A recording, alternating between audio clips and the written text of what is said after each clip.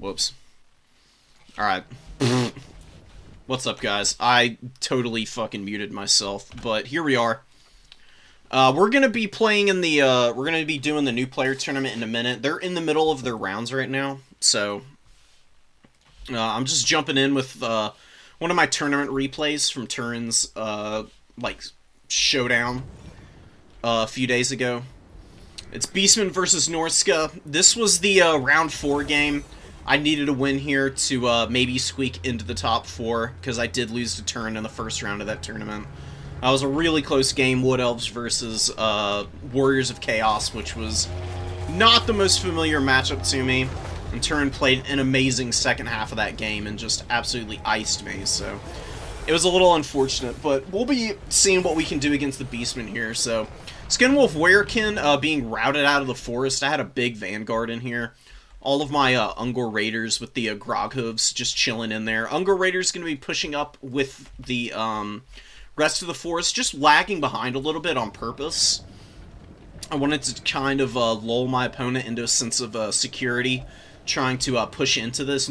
People usually are expecting the Ungor Raiders to be sitting with your main force. If you keep them in the back a little bit, sometimes you can squeak them in and get some free shots off. So, lots of SEs on the field for my opponent. You know, the Werekin's taking a bunch of damage already, which is nice for me. Does have regen, and Ruinous Flesh is keeping him a little bit healthier than normal. Warshine Mammoth, very dangerous, but the Razor Core Chariots just flatten the Marauders out here on the flank. Oh, it's a very good time. Razor Cores are probably the best chariot in the game.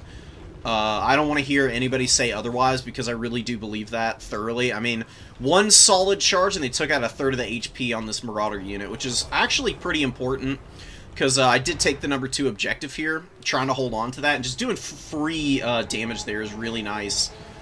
Marauder Berserkers just get pin-cushioned on the way in by the Ungor Raiders. This is one of the things I was talking about with these guys, keeping them back a little bit, and leaving a little path to make your opponent think that they can get their units on top of them can oftentimes work out really nicely for you. Berserkers just get cleaned up for free here, and the Ungor Raiders going to be looking for a new spot to go shooting in. Razor Gores finish one of the Marauders here, and the other Marauder unit getting charged down yet again by the Chariots, and this time with some Cinegore support, actually saving the number 2 objective for me. Corngores pushing in, they're chewing on the Norscan Giant here with some Chaos Spawn. And all across the line right now, Shaper's having a really hard time consolidating his forces. The Corngores did get hit by a really nice overcasted Burning Head, but the spell resist and the decent armor values on these guys, keeping them in the fight, and they're not too worried about it. Wargores on foot just go to attack Wolfric here, and the Chariot Caster, my Wild Shaman, has used a couple of Devolves, and that's about it. I've also got Traderkin here, going to be looking for an opportune time to use that, popping Devolve on the Norscan Giant over here, just to get the Spears and the Halberds on top of him, and get some big damage. It's already taken a bunch of poke from the Halberds up to this point. Chaos Spawn looking to support the Wargores. One of the Wargores getting, you know, a little bit beat up by the Warshrine Mammoth, but we get a nice Traderkin, an upgraded Traderkin no cast, hitting a lot of units. Werekin, Shaman, and the War Mammoth. Big value from the Shaman, who's just going to kite back now. The Werekin is running after him, but shouldn't be too hard to kite that guy out. I've dealt with all the Marauders and the Marauder Berserkers over on the number 1 objective, securing that really quickly, and it's really just the SE core here in the middle. The Marauders are dead on the middle objective, some others are shattered out here, and then a bunch of Horsemen and the Beasts of Tashanar are attacking these Corngores and the Centigores over here, doing some pretty good damage. The Corngores are trying to rally back to the middle. They're pretty spread out. Don't have any reason to overextend that much farther than the Synthes already have. So just pulling back there and keeping my forces consolidated on the middle objective is going to help me out a lot, because I do need to get rid of this Warshrine Mammoth. You know, Wolfric's still on the field. He's pretty annoying. The Werekin, I tried to pull into some Corngores, but Shaper was very on top of the micro there. Just pulled right out.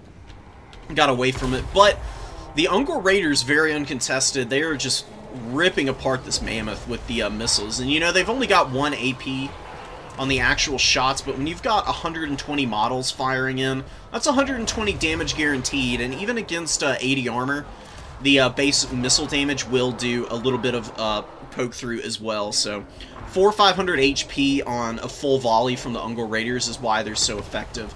They just shred everything with a good way to fire. Burning Head wrecks one of them, but does do get a very favorable rotation and just completely misses the other. Didn't even need to micro that thing out of the way. And we do break the Warshrine Mammoth, routing there in the middle. Beasts of Tashanar, they get terrified, I believe, or no, just being pulled back, trying to get away from this pretty ugly combat. There are Chaos Spawn and a ton of Korngors here still. Seafang goes down, but they're not blobbed up enough for it to do enough damage.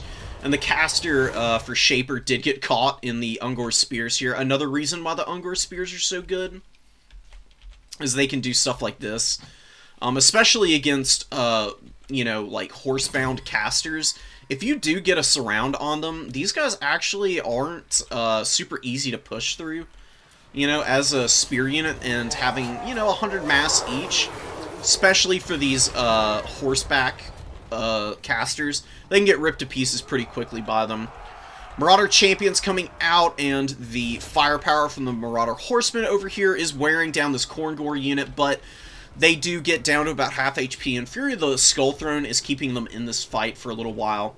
And I'm just kiting, or not kiting, but following the War Mammoth as it routes away, just so that it doesn't come back. Even though it's already it's really low, it is 1700 HP. You know, don't want to give it any chance to rally, and my opponent does throw in the towel there. Wolfert got stopped up in some Korngors and the Chaos Spawn. I really like the Chaos Spawn with the Korngor combo, because Beastmen Chaos Spawn have poison attacks, and they have the same foot speed as the Korngors, so you can keep them running in a pack together. And you can really turn them into a disgusting tar pit that's pretty difficult to deal with. I mean, Korngors are already sticky enough and hard enough to handle, but if you stick a Chaos Spawn in the middle of that and add poison to the mix, it's really rough for your opponent to handle. And the Norsca matchup used to be really bad for Beastmen because of the problems that Senecors often had. Having to rely on Sentis for so much of your damage in this matchup was really tough. Obviously, because the Norscans have really good anti-large options. They've got Skin Wolves of armored and unarmored varieties alike.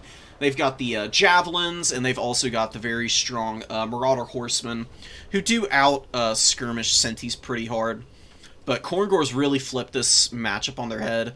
All of the Korngors just paying pretty big dividends, except for these two in reserve.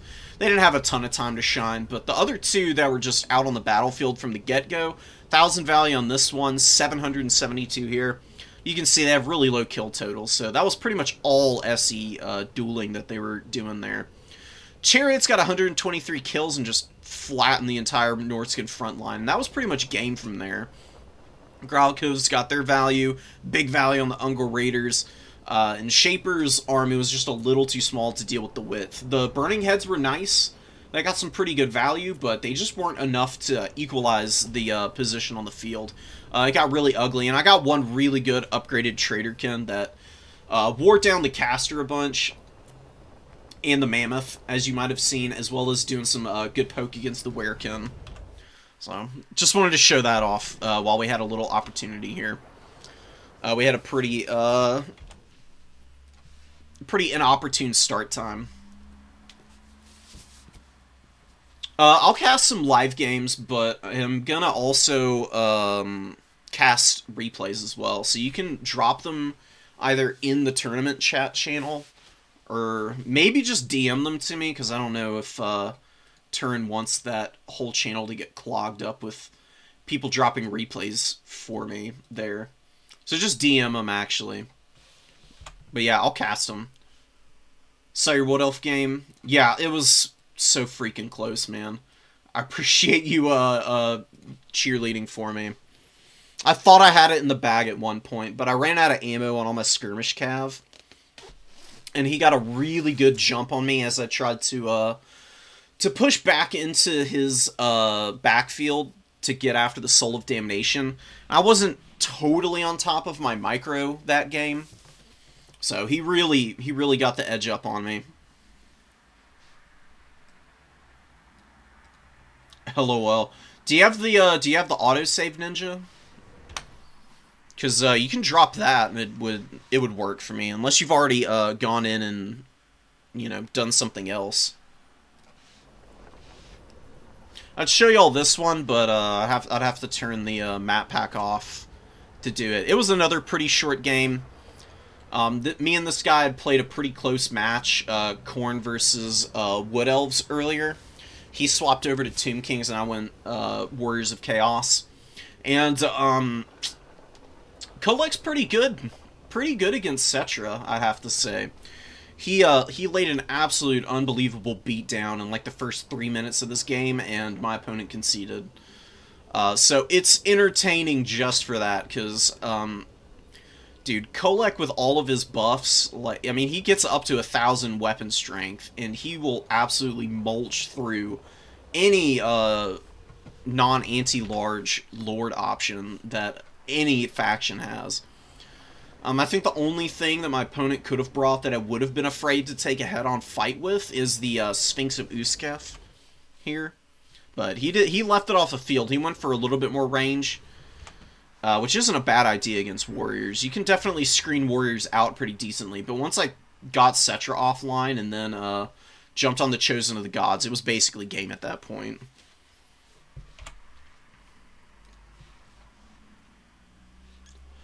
The Doombolt was an experiment. That's why I was running that. I just wanted to see what it can do. It did good damage to the SEs and a little bit of damage to the Chaos Knights and stuff.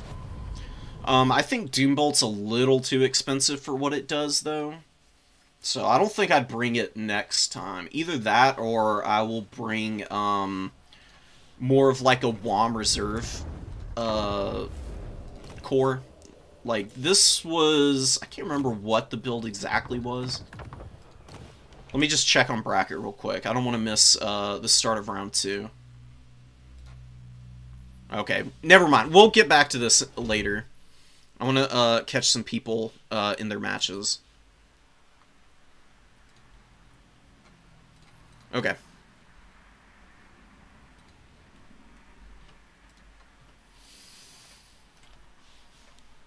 Let's actually go... I'll DM Adam.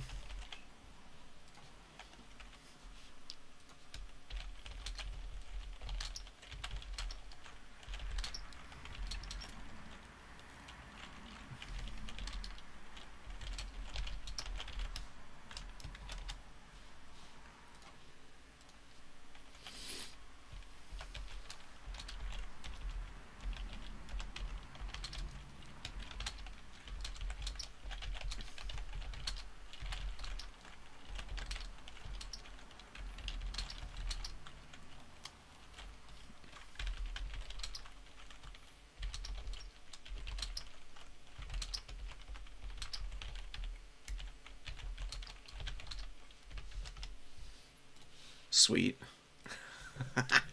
Oh, Adam's playing Lizardmen. Hell yes. That's actually really exciting. Oh, playing against Lizardmen.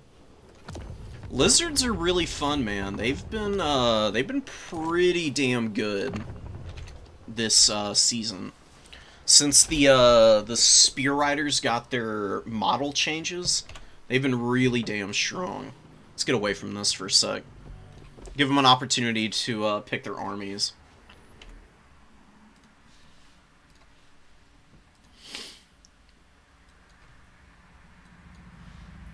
Yeah, spoiler, next time I'm going up against Walk, I'm just bringing Life Magic as Wood Elves. I think that would have helped me a lot more than the Doombolt and stuff would have.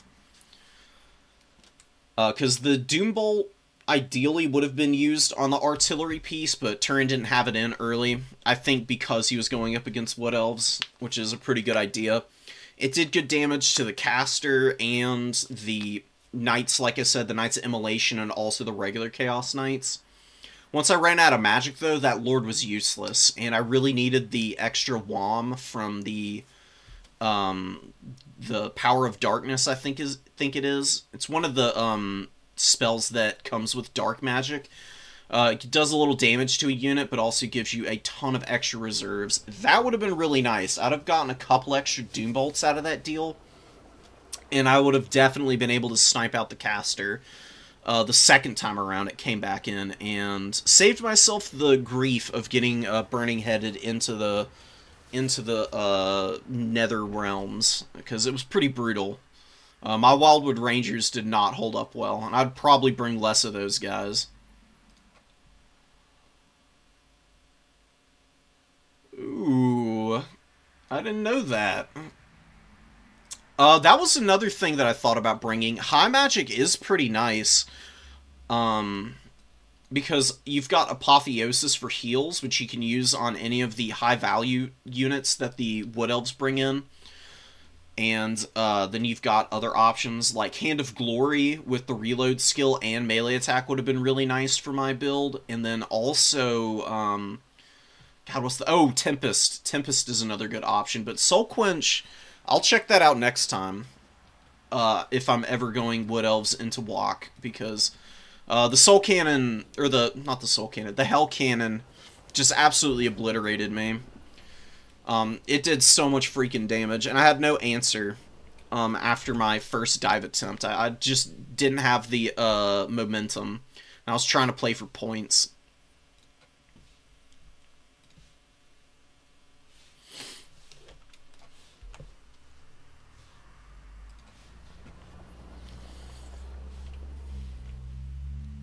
Alright, I'm going to take a peek at the builds. And then I'll bring it back. Whoa. Ooh, this is an interesting Lizardman build. This is the kind of thing that you show up for on a Monday morning to get a peek at.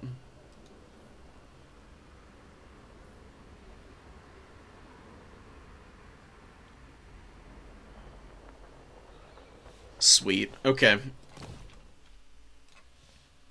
We're about to be finished, and we'll be kicking it off. Lizards versus Khorne, round 2 here, at Rifts at World's Edge, which is an awesome map. One of my faves. Most of the community maps are really high quality, so it's really hard to go wrong with just throwing a dart at the board and picking whatever for the tournaments. At least in my opinion. I've never really been upset by anybody's choices for the maps. So we do have a Slan Mage Priest with the Life Magic. Gonna be casting lots of Earthbloods and Regrowths on this army. Pretty small force, but that's honestly not a bad thing against Khorne. Khorne feasts on chaff right now. Absolutely brutalizes chaff-based armies, in my opinion.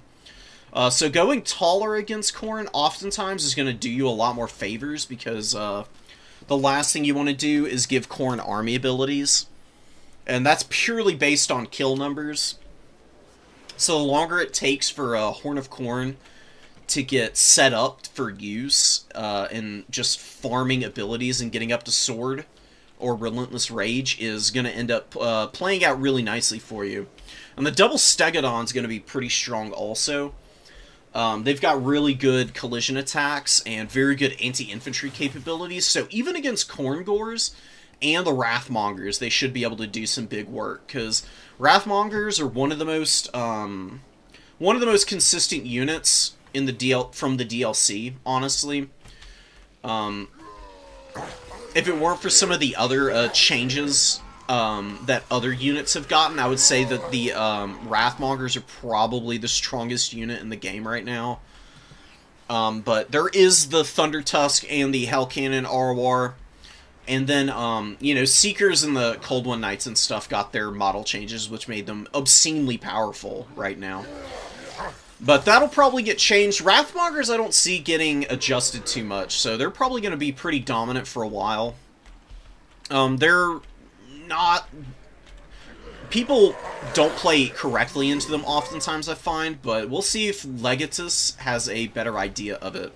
Because what the Stegonons need to do is they need to use the Ballistas just to poke at the Wrathmongers, And then they run in and just bulldoze with this big bonus versus infantry and the 70 charge bonus. They'll do big damage to those Wrathmongers, and Wrathmongers have good mass on them, so they can trap up a lot of SCs, but the 5,000 on the Stego is going to be a little too much for them to handle. These guys should be able to push in and out of them without getting trapped up too badly.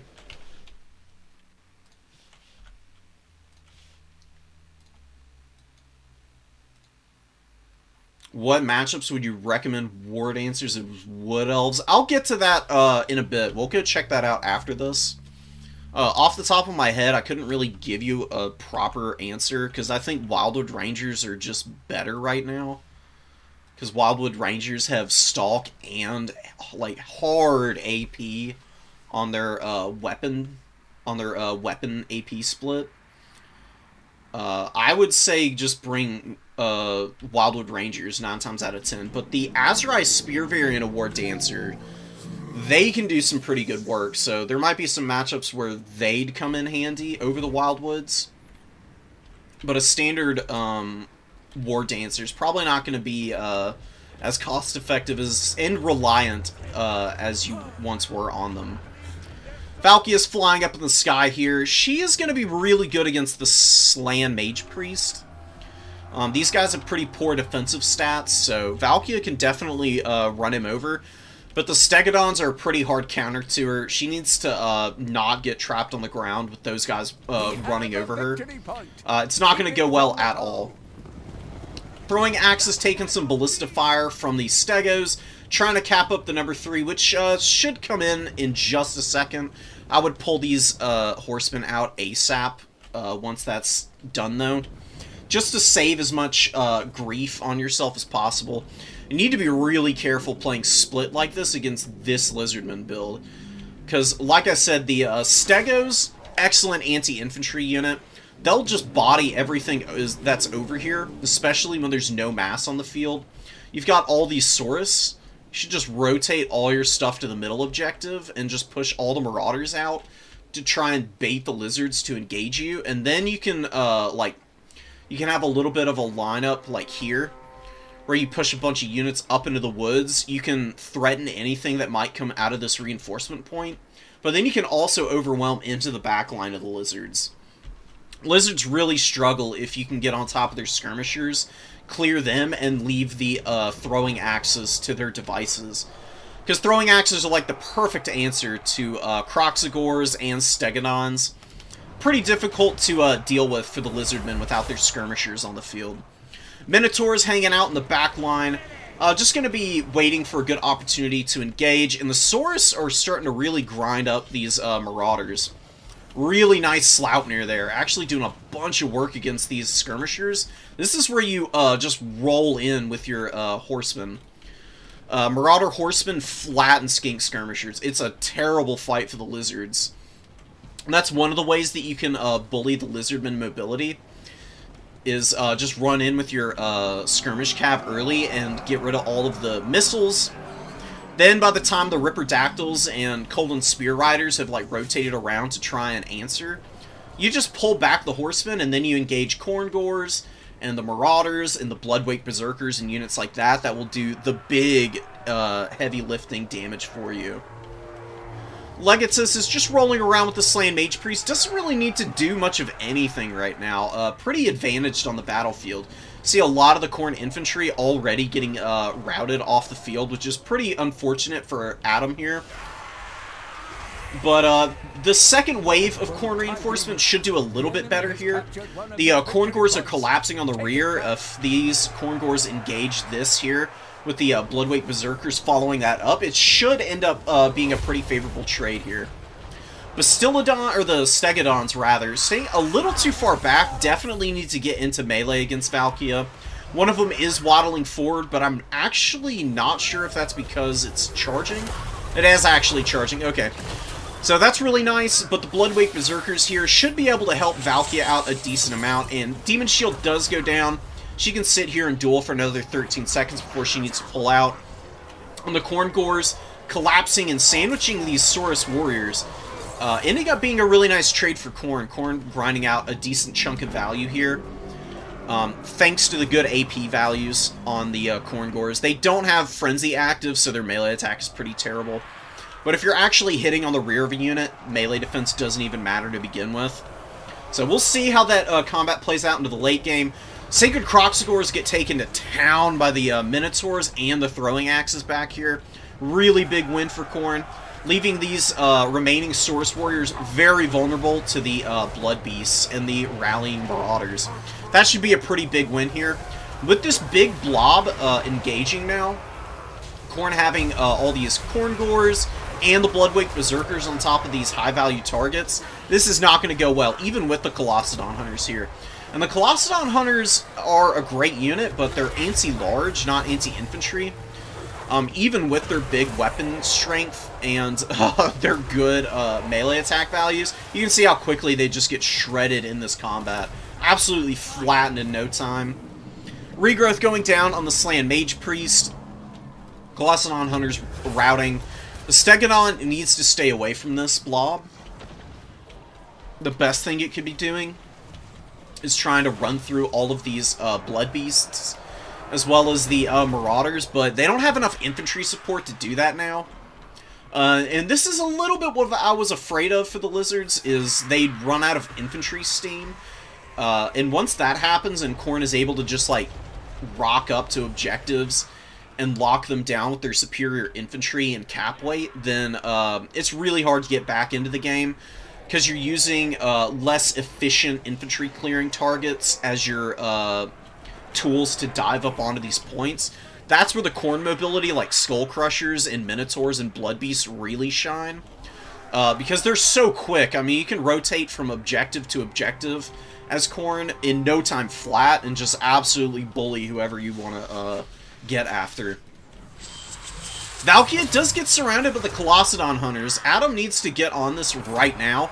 But the, oh, that's a really good catch. Red-Crested Skinks do intercept the Khorne Gores and Bloodwake Berserkers, keeping them away from Valkia, who's getting ripped up right now. She did have Demon Shield, which saved her a bunch of grief, but now she's taking a ton of damage from the Colossedon Hunters. She does wear them out, fortunately. Two of those guys left, and they are routing. She should just get back up in the air and wait for another Demon Shield before she does anything else on this this field of battle. It's going to be really dangerous to try and engage her elsewhere. Blood Beasts get a full surround on the Slan. This is a very dead Slan. Blood Beasts are amazing against SCs. They've got really good animations. They attack very quickly. They've got decent AP values. It's 60-40, if I'm not mistaken, in terms of the AP. And you can see how quickly they beat this guy down. He went from about 2,000 HP to 0 HP in about 4 seconds flat with the Blood Beast whooping on him, who just paid for themselves. Minotaurs getting more than their value against the Ripperdactyls, and this is a very dead Lizardman army. This game isn't going to go too much longer. Legatus lost one of the Stegodons over here. Oh, no, here it is. It's routing away, actually, and the other one is on the verge of death. So not able to get enough of the effect out of the healing to really make this game happen. I like the build, but the Lizards needed to play much closer together. And the Stegodons with the Ballistas did some good poke early game, but they needed to get engaged in the melee much earlier. When this fight was going down on the number 3 objective early, the Source Warriors were doing good damage against the Marauders, but with the Stegodons side-charging all of those Marauders, the fight would have been over in no time flat. These guys do cause terror. They would have just terrified all of the Marauders away, and then you can reconsolidate on the point, trade with the Ballistas a little bit more against the Minotaurs or the Throwing Axes, and sit on top of some really like durable infantry that can soak up a bunch of the damage that the Stegos would otherwise be taking, and profit that way. You need to be on point with all your heals. Legatus was a little slow with Earthbloods and Regrowths. Needing to use a Regrowth on your Slan is the last thing that you want, because this guy offers nothing in melee. This is just pure magical casting capability here. You need to be using the Regrowths on your Stegos and the front line. Otherwise, you're kind of wasting your time, in my opinion. Colossadon Hunters, they got a little value against Valkia, but she did put a whooping down on the last few of them that were available. I don't think that Ripperdactyls are great into Khorne. They're fine into other Chaos factions, but the issue in this matchup, Chaos Furies of Khorne have amazing melee attack and good weapon strength. Two of these guys teamed up destroy a Ripperdactyl unit, which you would think would counter Furies, but double teaming a Fury on Rippers is just free value. I mean, it's value city. You're gonna not only win the fight, but the Furies are gonna have like 50% of their HP left on each of them, and then they can just dive bomb whatever else is on the field and rip those apart as well. So I would keep them out of the build entirely. Sacred Croxagores are perfect. They just need to be kept on top of your infantry. And the way that you beat Khorne here is by playing like a box build. Spreading out and trying to play any kind of mobility against Khorne as lizards is not going to go very well. The best thing you can do is to either get maximum heal value or go with some kind of debuff build with good like magic casts. Because that's how Adam lost the last new player tournament, was Lizards brought Nakai and a Wilds caster with Curse of Honor Hair that just like completely shut down the Khorne build. They couldn't get anything done with all of the debuffs going on and all of the primal roars that Nakai was popping to boost up the army. Welcome, welcome, everybody. Regular Slan into Khorne are kind of a trap. I don't see them do well ever. Like, I'll show you the build that won against Adam's Khorne last tournament. And this was what a newer player brought, so it's not like somebody with, you know, like 150 plus hours of Lizardmen in multiplayer was bringing. You just cut all this. They did have a Flock of Doom, but I don't think you even need to bring that. I think you can just bring the Curse. You just run the Skink Priest around on the ground. These guys are kind of hard to kill. They can be a little annoying to get after. They've got pretty decent foot speed at 46. Their HP is pretty flimsy, but they're easy to like jump back and assist with some mobility or your skirmishers. Nakai is here also. Nakai and this little skink are like best buddies. They can run together and do some pretty good work. And then I think what the other guy had was red-crested skinks. I think there were a couple Saurus Spears in the build. Sacred Croxagores were there also. You can just do something like this. It doesn't have to be anything too fancy. The Spear Riders are really nice. They've got good bonus versus large. They rip Minotaurs apart, or at the very least trade evenly into them if they can't get a rear charge. So I would have a couple of them. You can bring your one regular Croxagore. You know, a Razordon isn't a bad idea, because these guys can be pretty devastating if you get their shots off. They've got big AP on the missiles. They can tear the Bloodwake Berserkers apart with a couple good volleys. It can be a little challenging to do, but it's certainly worth the effort, in my opinion. You can do that. I like the Star Chamber Guardians a lot against Chaos factions. If they're sitting with a Lord, they get Unbreakable. As well as, you know, they cause fear. And then they just sit in place and they just rip everything apart that tries to jump on top of you. And this also procs when there's a hero nearby, so you can set the Skink Priest on top of the Star Chamber Guardians if he really needs a bodyguard. Not a bad idea at all. You can bring another Spear Rider, or you can mix a Rev Crystal in. So these things actually do a lot of healing. Get 7 uses out of this, and it's 10% heal each time. It's on a pretty short cooldown also of 60 seconds.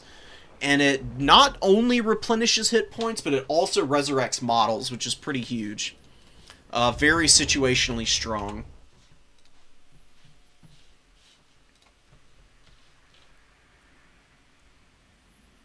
Oh my god. We got a replay from Scrambled Egg Special, who's playing Vampire Coast in the other tournament that's going on. So we can check that out in a minute here. I want to see what's going on, how much longer we got in the bracket before we check that out, though. There's a couple people still going. We might have time to squeeze this in before the next round starts. Give me a second, I'll rip it up here for you.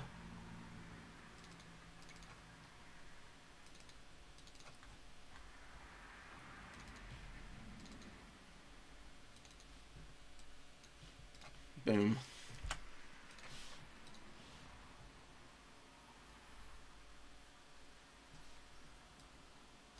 Autosave is on automatically, Ninja. You just have to, sometimes you have to scroll down and, like, find the replay. When you go into your actual folder where the replays are saved on your computer files, they're not in the same order as they are in-game. So, like, autosaves are always going to be up here, like, in the game, but when you actually go into the files, it's going to show, like, replays all out of whack. Like, you'll have them in... You'll have, like, you know, random ones from months and months ago that are going to be the first ones that you see when you pull up the files.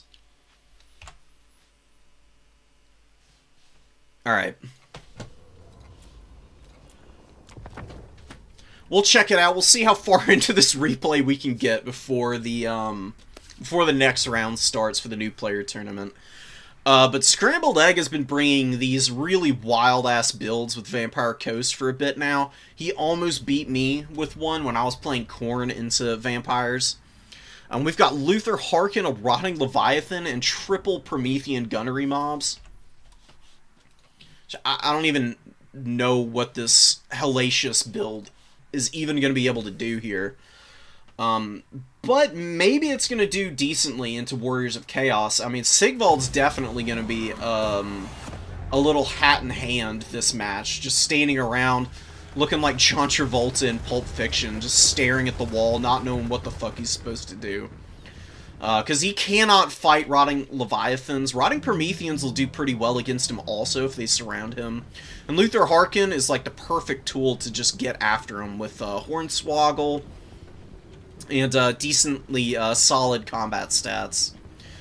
Rotting Riders are out here on the field. They should do decently against this build, but they need to be careful.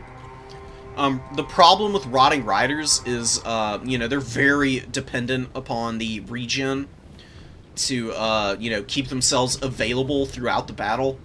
If they start losing models, then they're a lot less efficient, and their DPS drops off really hard. And they just get into all kinds of really bad situations that they can't really manage anymore.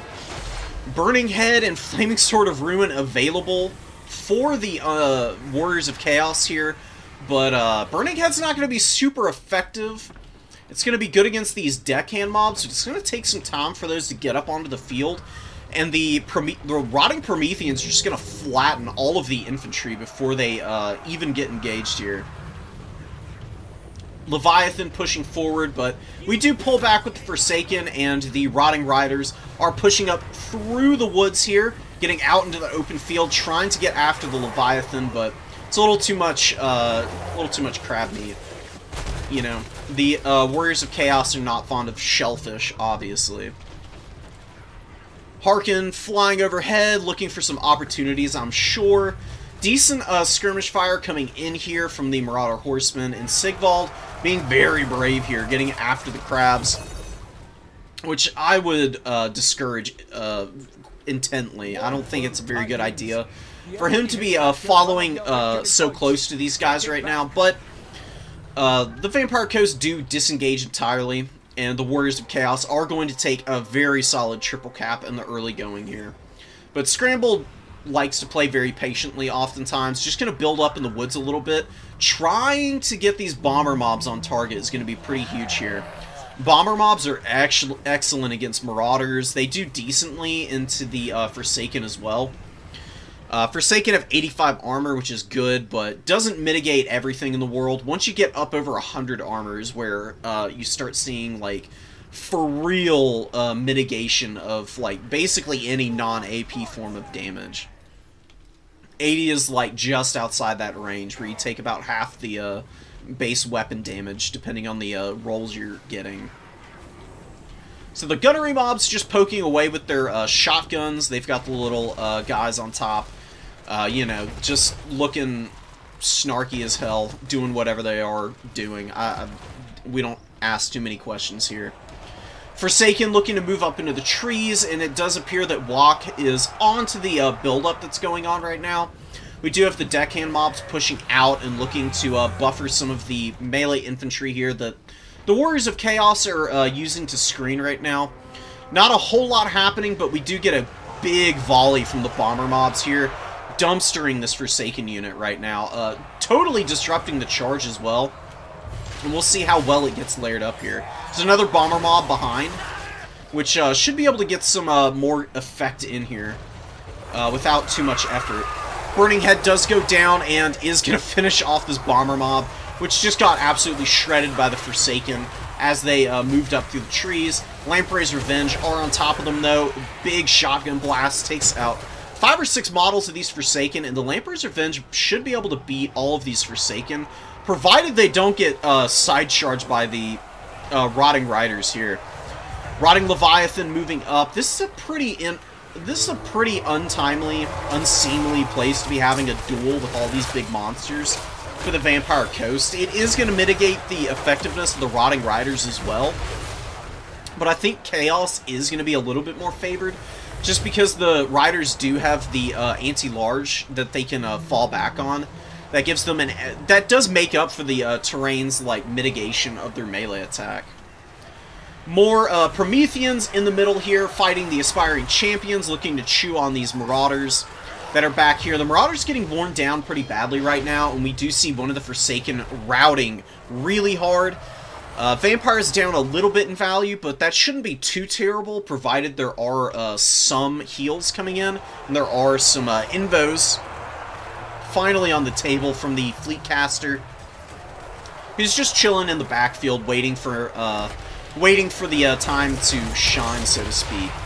Leviathan smacking in here with its big claws, and one bottle on the Rotting Riders has gone down. They've taken a decent chunk of damage. They are pulling out of this combat. If they can get away and regen, they'll be fine. They haven't taken any catastrophic damage, but that was a good Hornswoggle that went down from Luther Harkin, and Luther's sniping out this Fire Sorcerer, who's not having a very good time right now. Luther is very accurate with the pistol. We'll see if we can actually get him. There we go. He does actually get a good shot in. Takes about 150 HP off of the caster there. It says that he does 400 damage, but, you know, that's over the course of 10 seconds. The actual missile only does about 120 AP and then 40 non-AP. That's not all going to be devastating against this caster. It's going to take a little while longer to wear him down, but every little bit helps. And, you know, the Vampire Coast cannot afford to fight this battle without chaff on the field. It's been very important for the Mournguls who are in here, starting to wear down a lot of the Marauder front line. They're going to need a lot of help back here because Forsaken are still chewing up a lot of the units that are being summoned in. Aspiring Champions with Sigvald, buffering a lot of units off of the points for the Vampire Coast right now. Coast starting to get up to the number 2. Rotting Riders still getting worn down right now. They've got big value, but don't have a lot to show for it. The Rotting Promethean gunnery mobs and the Lamprey's Revenge have really held up under the scrutiny of these guys. And the shotgun crabs are actually getting big damage with those because the Rotting Riders don't have a shield to mitigate any of that firepower right now. So they're actually taking a decent chunk of damage from the Howdas on top. Funky textures going on, but the crabs are dropping their claws and really getting in there, putting some big work down and starting to flip the number 2 objective, and I think the Warriors of Chaos are on the back foot big time here. They do have a 1,700 gold value lead, but they really haven't killed much of anything outside of chaff. All of the important targets are very healthy right now. Morngulls, lots of them out on the field. Rotting Leviathan, very healthy. Both of the gunnery mobs here in the forest are doing pretty decently still. There's some more aspiring champions moving up. The Horsemasters and regular horsemen are pretty much out of ammo also, so once that's gone and the Rotting Riders are worn out, which shouldn't be too much longer, there's only 11 models of them left and they are just not holding up anymore. This is what I was talking about with them losing effectiveness really quickly, and they didn't even pay for themselves despite getting 1800 value. Warriors of Chaos really struggling now to get rid of the heavy armor. They do have some Hellstriders that are going to do some pretty good work against some of these infantry targets, provided they get cycle charges going. They'll do decently into Morngulls as well, but there are some gunnery mobs out here shooting at them, and the Morngulls can just turn around and beat up on these guys. They're pretty low, honestly. They're down to 2300 HP. They've got 43 models left. They probably aren't going to be sticking around much longer. The gunnery mobs moving up. Rotting Leviathan, very healthy, beating up on the Feral Manticore and the aspiring champions in the forest here. Vampire Coast does need to hang on to this point. The ticket lead is pretty heavily against them right now. You know, down by about 900, and the triple cap is back in for the Warriors of Chaos. Chaos is on the back foot in terms of the damage that they have out on the field. But Luther Harkin hanging out on the back of the map here, not really providing a lot of value currently. And hanging on to these points as long as possible is going to be huge for Helm's Deeping on one of these objectives, which I would think the Warriors of Chaos should start doing here in just a moment. Fleetcaster does get caught by Sigvald and gets absolutely smacked around. Sigvald's been doing pretty good here. Only 600 value. He's very healthy in the late game, though, so he should be able to hold up against Luther. Be able to get some pretty good work done against him if Luther does land in combat on the ground, and if he's not going to be cycle charging around, which he might not be able to. There's a lot less mass on the field for the Vampire Coast now. You can see the Lamprey's Revenge are finally going down here, 2,000 value on them. The other gunnery mob did get a little bit more than its cost, but it's also going down here. Rotting Leviathan is going to have to anchor the number 3 here, and Luther is going to have to team up to try and kill Sigvald. That's the only way that the Vampire Coast are going to win this game here, I think. They've done a very good job of evening up the value differential here. They're dealing with most of the mobility pretty well. There are some animated Hulks potentially going to take a bad charge from the Hellstriders, but not good enough on the micro from SOK. Although he does actually pull these guys out of combat. It's really slick there. Forsaken moving up, looking to get onto the middle objective and hang on to that. Scurvy Dogs out in force, chewing on the Horsemen, but need to stay away from the aspiring champions. Animated Hulks can probably do some pretty good damage to the champions, provided they have some decent buffering. And the Hulks do get on top of the Forsaken, but a good collapse here with the Hellstriders, who should be able to work down the Hulks here in a moment. Or actually pulling away from that fight and choosing to go after the Scurvy Dogs, which isn't a bad idea, because the dogs are providing a lot of mobile cap weight, one, but also they're good buffering for the Hulks. And leaving the Hulks isolated to fight the Forsaken isn't a bad situation for Warriors of Chaos. These guys do have good melee attack and really excellent weapon strength. Really low armor on animated Hulks, so fighting alone against the Forsaken is not going to go very well for them at all. Big showdown on the number 3 objective here. Vampire Coast just trundling up a ton of cap weight, but we do have a towel thrown in there by the Vampire Coast, I guess. Looks like the Warriors of Chaos are going to take this game. I think that what's going on here, and why Scrambled Egg Special is giving up the Ghost here, is I don't think he's got enough time to retake the objectives. Is a little too close on the caps there for him to be able to get it done. That's pretty brutal.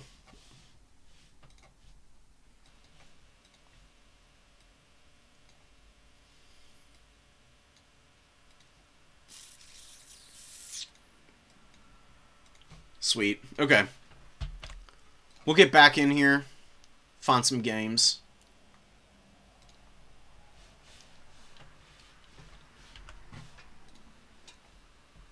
And someone sent us a message request. Okay. Nice. Ninja Jack coming in clutch with a replay for us to watch.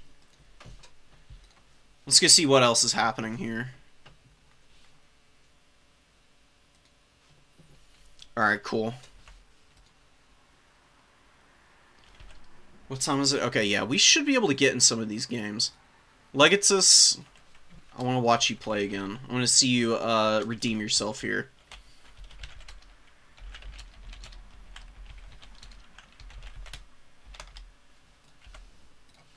We'll see if we can catch them before they get in a match. Hasn't been too long since this round started. If we can't catch them, then we do have some more replays that people have sent us that we can check out.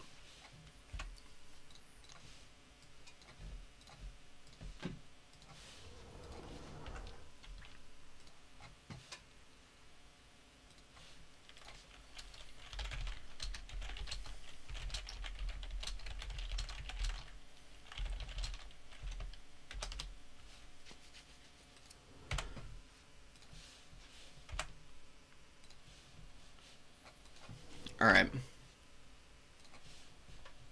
What are the points looking like right now? We've got Ninja Jack, Spyrat, and Mindbender, who are up here with 2 wins apiece. Undefeated so far, which is pretty impressive. War Dancers are not worth it. Wildwood Rangers are better, bro. That's my personal opinion. The Azrai Spears are a decent choice for the Wood Elves, to get back to that question.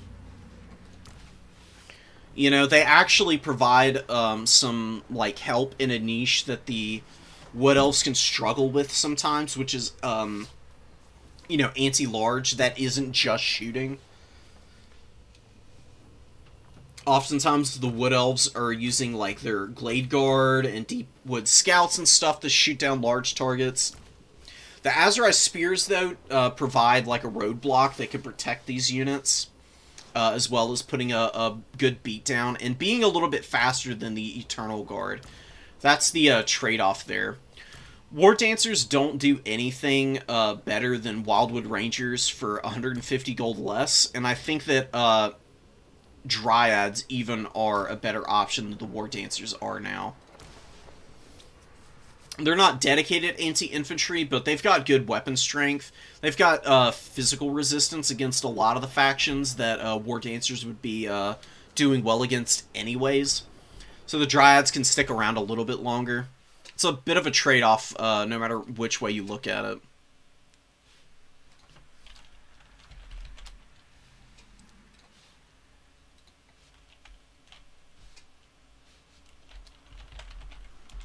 Alright, and people are setting up the lobbies for us now. We'll see who's going to be dropping one first. It's either going to be...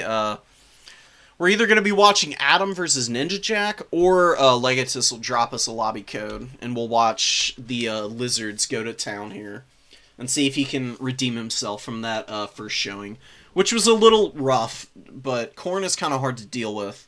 I really can't fault anybody for struggling against them. It takes time to figure out the secrets to success against the Blood God. Yeah, but, hey, you're welcome, Ferenc, but also play around the game as it is. Don't be afraid to just mix up your builds and try stuff out yourself, because you might come to a totally different conclusion. That's just one person's opinion. You shouldn't listen to, you know, what somebody says just because they, you know, are streaming. I know a good amount about this game, but I'm not, like, I'm not the end-all be-all of advice. You should definitely get other people's opinions and then try stuff out yourself. Wood Elves are not my main. They're just one of my, like, special interest factions. I love watching them. I play them a decent amount now. I'm looking to play them a little bit more also in the future. Especially in the Pick 6 tournaments, which is a really fun format. I'm probably going to start hosting some of those Pick 6 tournaments myself. Because I think Turn is really onto something with those. So Legatus hooked us up with a lobby code. We'll watch him play, and it's gonna be, oh my god, it's gonna be Dowie versus Lizardmen. Which is a pretty even matchup. I think that the Lizardmen are probably advantaged overall against the Dowie. Having said that, though, dwarves are definitely a faction that's very stalwart, and if you aren't prepared for the sheer number of bodies that they bring, it can be a little difficult to chew through them all. But we don't know how Nolan is going to play this. They could end up bringing a very like heavy metal elite Dowie build, and that would be a completely different situation from trying to deal with like mass rangers and miners and blasting charges and stuff like that. There's two very distinct schools of thought amongst the Dowie players that I've run into. You've got people like Alexander Nuts, who goes super wide, and then there's Jiraiya, who's a Polish player. Grombrindle is another name that they go by, and they tend to go really elite with the dwarves, which is really fun to watch because that's not something you see very often. Most people go for the wider Dowie builds.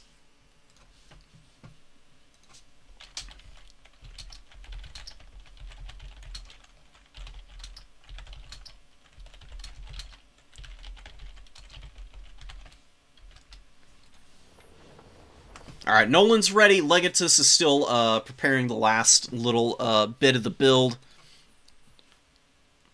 I'm going to keep jumping around, looking for any replays.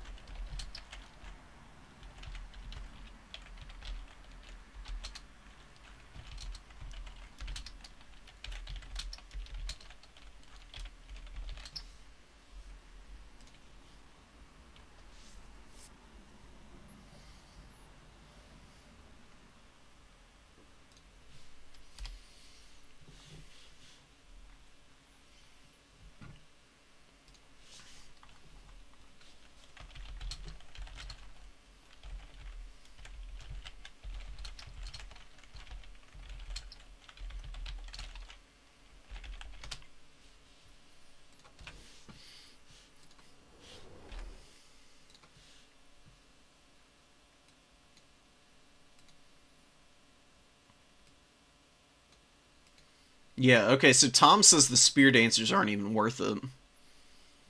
Yeah, mass blasting charges is really hard. You can kite blasting charges, though, with infantry, even. It's a little difficult to do, but it is possible. Oh, and it's very funny if you can pull it off.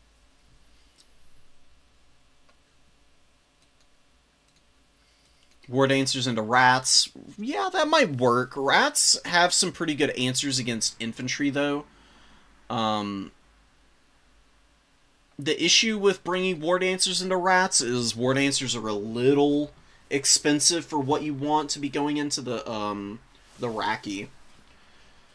Skaven can just bring so many numbers that even elite stuff can really struggle to perform, even against their ideal targets, because they just get tired and worn down, and they just get swamped by numbers, man. It's really brutal. And then there's all of the, there's Jezzails, there's Poison Wind Globes, even Skaven Slave Slingers would be very good against the War Dancers, because War Dancers have no armor. Skaven Slave Slings will wreck a War Dancer, and that's going to be a really feels bad moment, because that's a 200 gold unit. You get a couple of slings firing in at the War Dancers, they're going to die in no time flat. Yeah, the missile resistance helps. The problem with the missile resistance is that you trade off either the melee attack or the melee defense. And that's where the clan rats just jump in and swarm on top of them, and then they start trading really inefficiently against all of the chaff.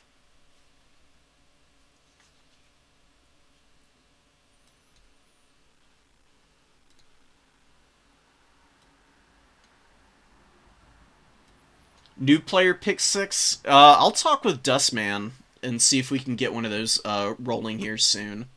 I think that'd be a really good idea.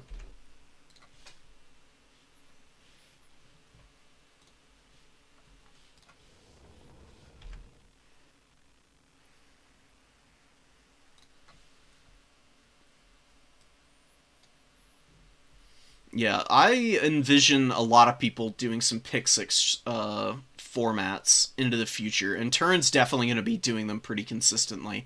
And they are really fun. Fun to watch and also fun to play in. Just because, you know, SFTs are awesome, but after a while, some variety really helps you flex your skills as a player. Alright, so we're getting into game here. We've got the Dowie versus Lizardman. Battle for Itza. Very appropriate battle for Itza. We've got a Gorok sighting on the field. He's going to be waddling into combat against a Demon Slayer and 2 Dragon Slayers. Very wide Dowie build here, which I'm not super shocked to see. We do have Slayer pistols. We've got some Quarrelers, I believe it was, and then an Iron Drake Trollhammer Torpedo. Trollhammer Torpedoes are amazing against the Lizards. They do big damage with their shots. They've got 50 bonus versus large. And the reason that's significant is, you know, that applies to each individual model with each shot. So you can see they already do 75 armor-piercing damage with each shot. Oh, sorry, it's an extra 20. I thought it was 50 for some reason. I guess that's just the overall missile strength they have. But the extra 20 on all 28 missiles being fired is, you know, like a pretty chunky extra bit of damage. You know, 100 extra 560 overall. It's going to be very punishing if they can get shots on the Bastillodons or, you know, any other big targets that might waddle onto the battlefield at some point. Against the Saurus, they'll still do decently, just because of the innate AP they've got on them. And it's very disruptive volley fire as well. Red-Crested Skinks in the front, looking to grapple with the Dowie Warriors. That's the best target for them. The Saurus, with the Cudgels, should definitely get up onto the Miners. They've got decent enough armor that the blasting charges won't just completely flatten them. And they've got decent AP values on the Cudgels, so they will be able to beat up on the Miners, who have god-awful melee attack. And melee defense, too. 18 is really bad. The blasting charge Miners are really only useful for the initial volley of the blasting charges themselves. They're really awful otherwise. They just get absolutely shredded by everything. Dragon Slayers moving up with the Demon Slayer, and Quarrelers gonna be hanging in the back. Slayer Pirates in the middle, with the Dowie Warriors forming a very chunky bulwark there. More blasting charges moving up to the side point. Very decent idea in the opening here. Lizards are very committed down here with their infantry, looking to grind onto the number 2 potentially. They are pulling back now, which is an interesting choice. Just trying to stay away from the Quarreler and Iron Drake fire, I guess. The Bastillodons looking to maneuver over and shoot down some of these Miners here. They're very much in range. They really should take the opportunity to shoot, in my opinion. They'll definitely kill 5 or 6 models with a decent shot in here, and start to work these guys down. But it looks like the Lizards are just going to get into melee combat here. Isn't a bad idea. Ripperdactyls landing on the blasting charges on the high ground. Very cost-effective damage here for the Lizards. There's really nothing to peel for them. We do have a Grudge Thrower being summoned in the back, and another Miner with blasting charges, which is just going to get dumpstered in turn. Ripperdactyls might not be able to clear the other Miner unit before this one gets up here, though. They should jump up in the air, pull back a little bit, and then re-engage in a minute. And the Dow are going to have to make some tough decisions here. You know, they're all blobbed up on the middle. They've got nothing to help the units on the high ground or on the number 3 objective. And the blasting charges haven't gotten anything done. They just threw into the Bastillodons here. You can see the Bastillodons did take damage. That's where all of the blasting charges went for this unit. This other one over here, hasn't even gotten a chance to use all of the volley that they have. And then they get terror routed, and now they're going to get chased off the field by the red-crested skinks here. Lizards dominating the number 3 objective. More Ripperdactyls coming out. Ripperdactyls land on top of the Grudge Thrower. And the Dowie Great Weapons are a little slow to respond here. Not even the best unit to bring in. Should have saved up for a Slayer to stick on the crew here. A Slayer sitting on top of this artillery crew would make it impossible for the Ripperdactyls to do anything against these guys. Ripperdactyls have really low armor and really bad melee defense, so they get wrecked by Slayers. But that's not going to be working out for the Dowie right now. The other Ripperdactyl unit's playing a very dangerous game here. They're getting shot up by the Slayer Pirates and the Quarrelers. Definitely need to get these guys out of here. You've got a decent value lead. You don't want to give it up by getting these guys shot to pieces in the mid-game here. Dowie are taking a little bit of a lead. We do have a very dead Grudge Thrower back here. It's going to leave a lot of damage on the table for the Dowie. And now the Lizards are going to be able to take their time moving up and dealing with the missile units that the Dowie have concentrated on the middle here. We do lose a Ripperdactyl up top, though. That's really brutal. They were just playing with fire a little too long. They could have just been hanging out back here in the swamp, waiting to push up onto the number 1 objective. That's definitely what the Lizards need to be doing here. They don't want to engage on this middle objective. It's going to take forever to chew through all of these dwarves. Much better to just go and cap the number 1 objective away from the Dowie, and then force the Dowie to split this army. And once they start splitting forces off from the middle, that's when you can start to dive, because they're going to open up holes in the formation. It's going to give you a much easier engagement onto the Slayer Pirates, onto the Iron Drake Trollhammer Torpedoes, all of which are just ripping apart the Dactyls here. Dactyls are on top of the Quarrelers and doing some pretty good damage, but the Quarrelers have okay melee defense and decent armor.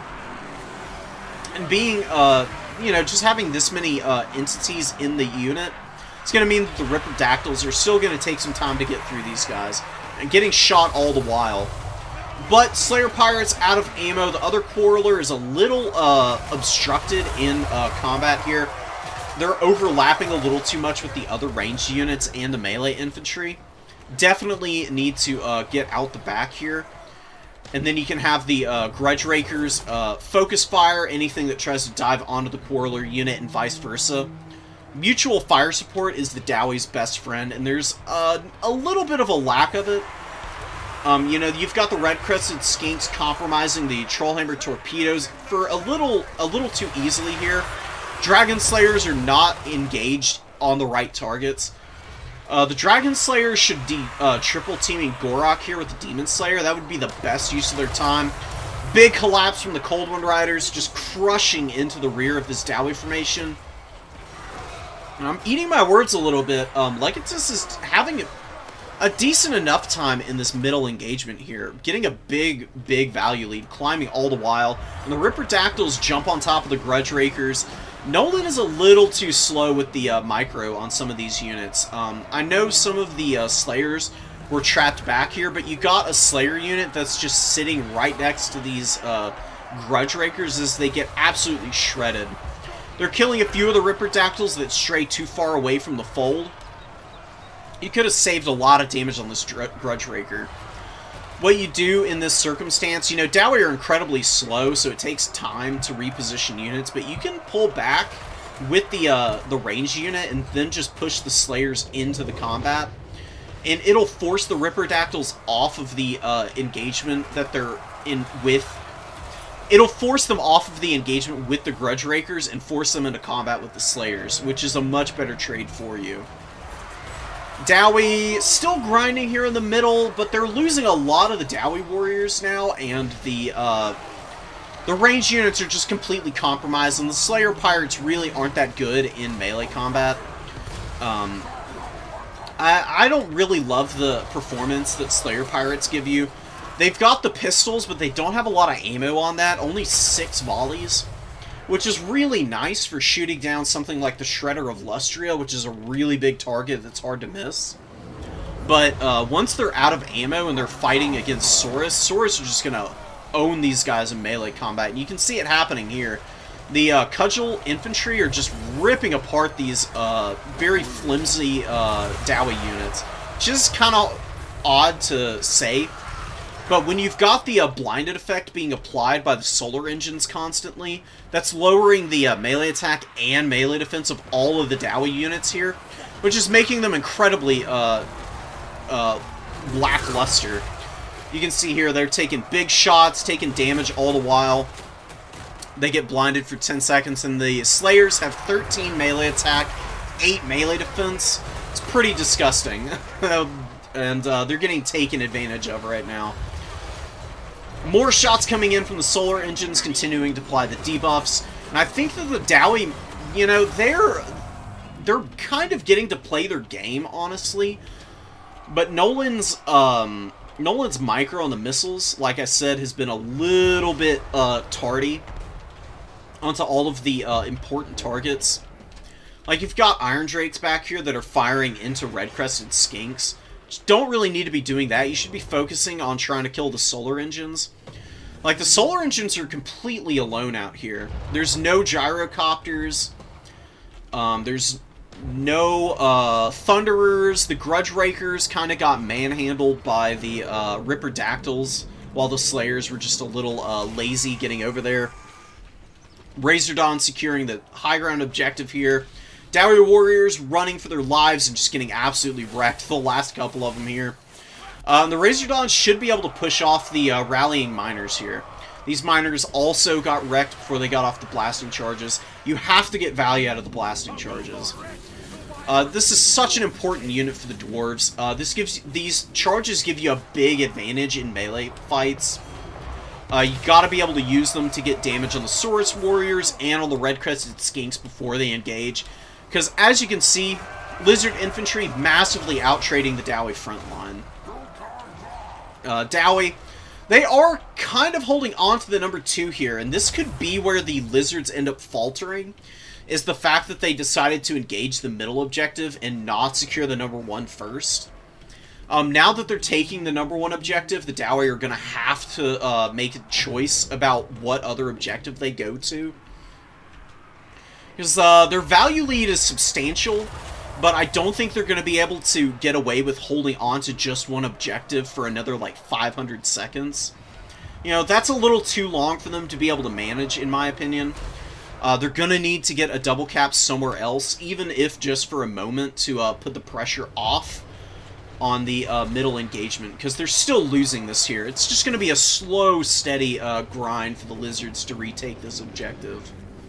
Holding on to the number 1 with a Saurus Warrior, they can just sit there. The only thing that's going to threaten them is like an overwhelming amount of firepower or like a hammer or something, which I don't envision coming out from the Dowie Dowie anytime soon. Slayer Pirates do kill the Colossedon Hunters. Colossedon Hunters, again, not being very effective here. Not getting their value back. They're okay if the Thunder Barge or Gyros are out in force. But I think you're better with just standard Rippers in this matchup. We've seen a couple of them come in and do pretty well. Gorok's actually been beating up on the Hero Squad. Does kill the Demon Slayer here. There's one Dragon Slayer left, which has gotten its value back, but does get dragged down by the hordes of Saurus Warriors here in the pit. And down goes the last Slayer Pirates. Big rout from the Dowie here. These Slayer Pirates that are pushing the middle objective, not going to get here in time, one, and then they're also just going to get buffered off by what remains of these warriors here. Red-Crested Skinks will trade okay into them in melee, and the remaining Saurus Warriors definitely want to rock up and get into that melee engagement as soon as possible. Just to avoid any Dowie missile fire, as well as getting cost-efficient value against these guys. What have the Bastillodon's been able to get up to? Wow, man. We've got 1,200 value on the Bastillodon here. How much does this one have? 1,100. And that's not even counting the value that Blinded has given the Lizards here. Like I said, those debuffs did a lot of heavy lifting for this middle engagement. And Legatus looks to have this in the bag. The Dowie are in the worst possible position that they can be in. They don't have a single objective capped, and they're at a value deficit, and they're having to push from one consolidated position out of their spawn, which means that, you know, you can just use a handful of units to roadblock all of their cap weight. But Legatus is not taking advantage of that right now. Source Warriors... Like, I mean, seriously, this is one of the things that will, like, level you up immediately in Dom, is taking tattered units and just roadblocking cap weight off of points. Because the Dowie got 2 infantry units up onto this objective. The Lizards are hanging onto it, but in a closer game, letting something like this happen can make all the difference for you in terms of winning or losing. Like, these Source Warriors could have been pushed up here and given you an extra, like, 20 seconds of points coming in that your opponent is getting absolutely nothing out of. Even if you end up losing the fight, you still are trading into something and getting a little extra value out of these warriors before your opponent's cap weight comes in. Razordon shooting very happily. Slayer Pirates are trying to shoot a dead unit. That's another instance where Nolan could tighten up on the attention to detail, because there's the Bastiladons that have been trundling into combat this entire time. Slayer Pirates could have been focused on shooting these guys and gotten some pretty decent value for themselves. And then they could be trying to chew on them. Now, Bastiladons they have insane armor values, 140, and these solar engines do have perfect vigor, essentially. They reduce vigor in a radius, which is great for the Lizards. Very fun tech you can pull off is bringing solar engines with a shredder of Lustria and running them together. Even if the solar engine isn't firing, it keeps the shredder of Lustria at full vigor, which means it's as dominant from wire to wire as it possibly can be. Very fun little application of their vigor reduction aura.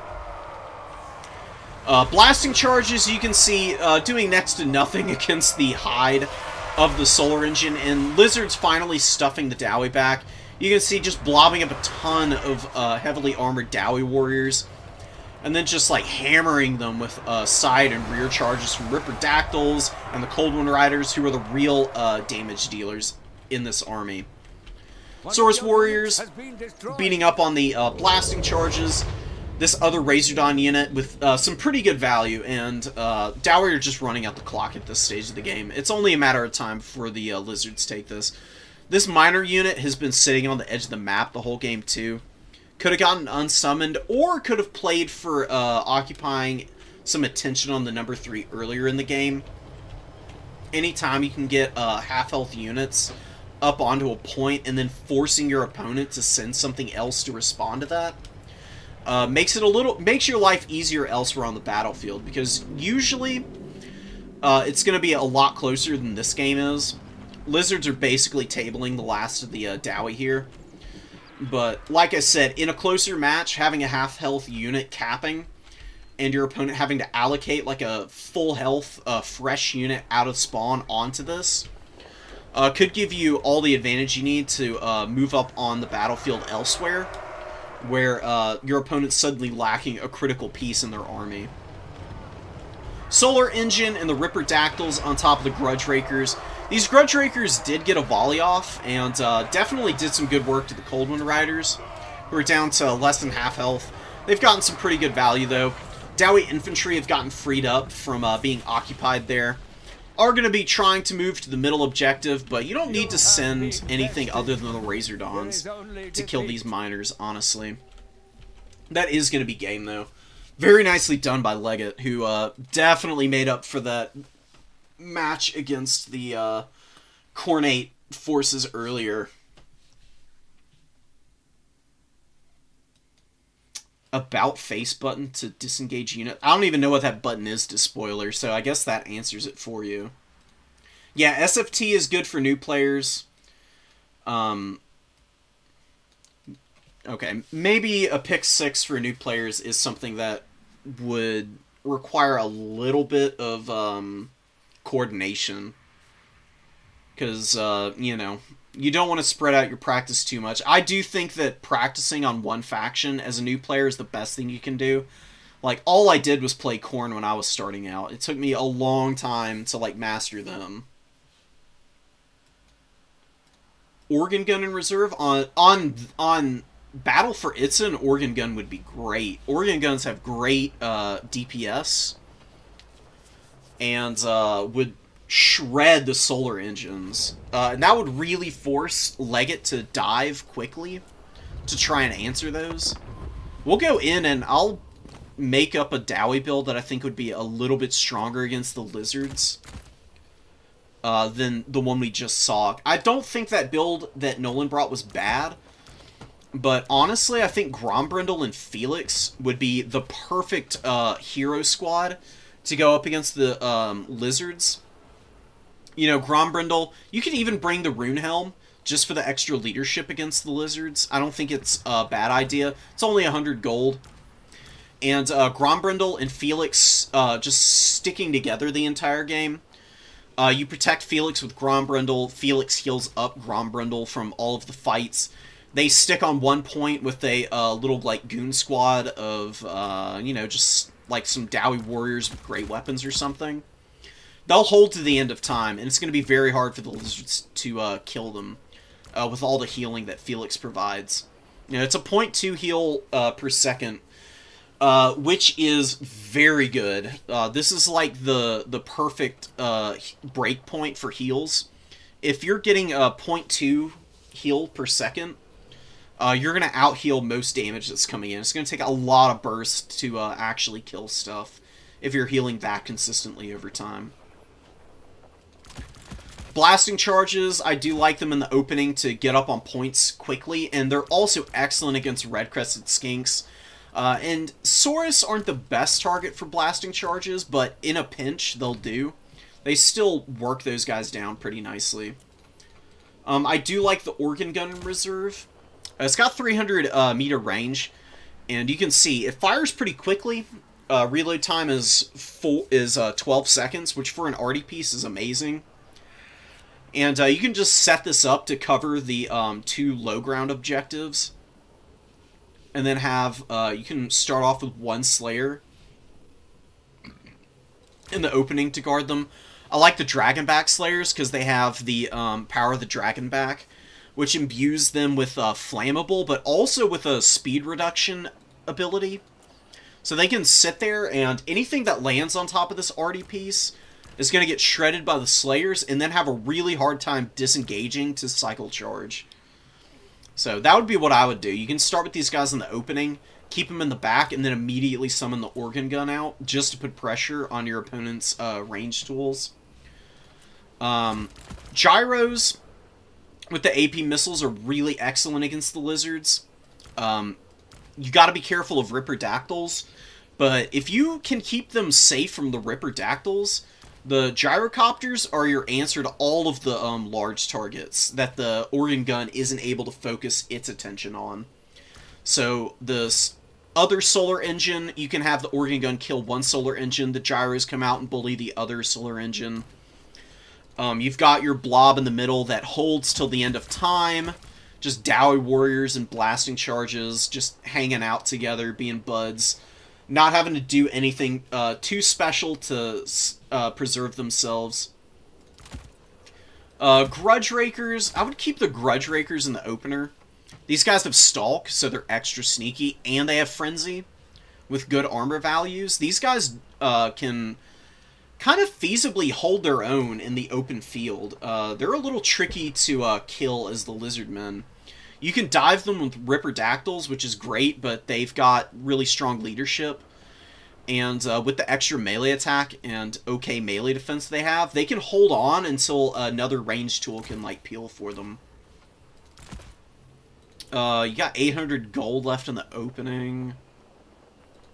Honestly, a Longbeard with great weapons isn't a bad idea, because these guys trade pretty well into the sources. Because they got the AP weapons, they've got good melee attack and melee defense, and they've got a charge defense versus large, as well as immune to psychology, which is very underrated. Lizards have a lot of terror-causing units. Like, even your basic Bastillodons cause terror. And that was very painful for the miners in the very early game that y'all might remember.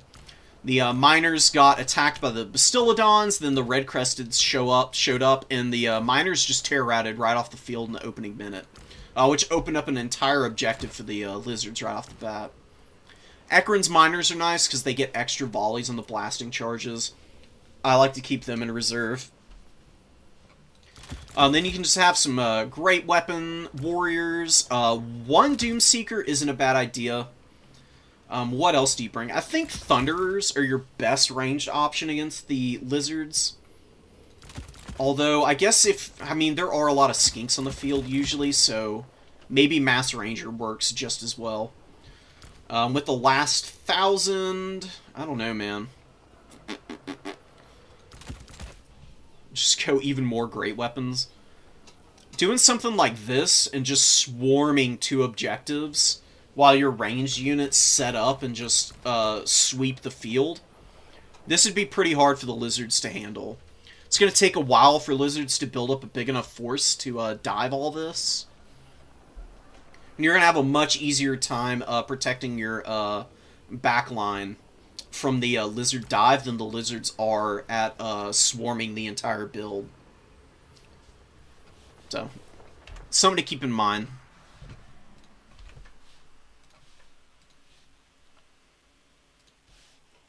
Alright, let's go. We got a Vampires game here. I think it's Counts versus Khorne, which is a really interesting matchup.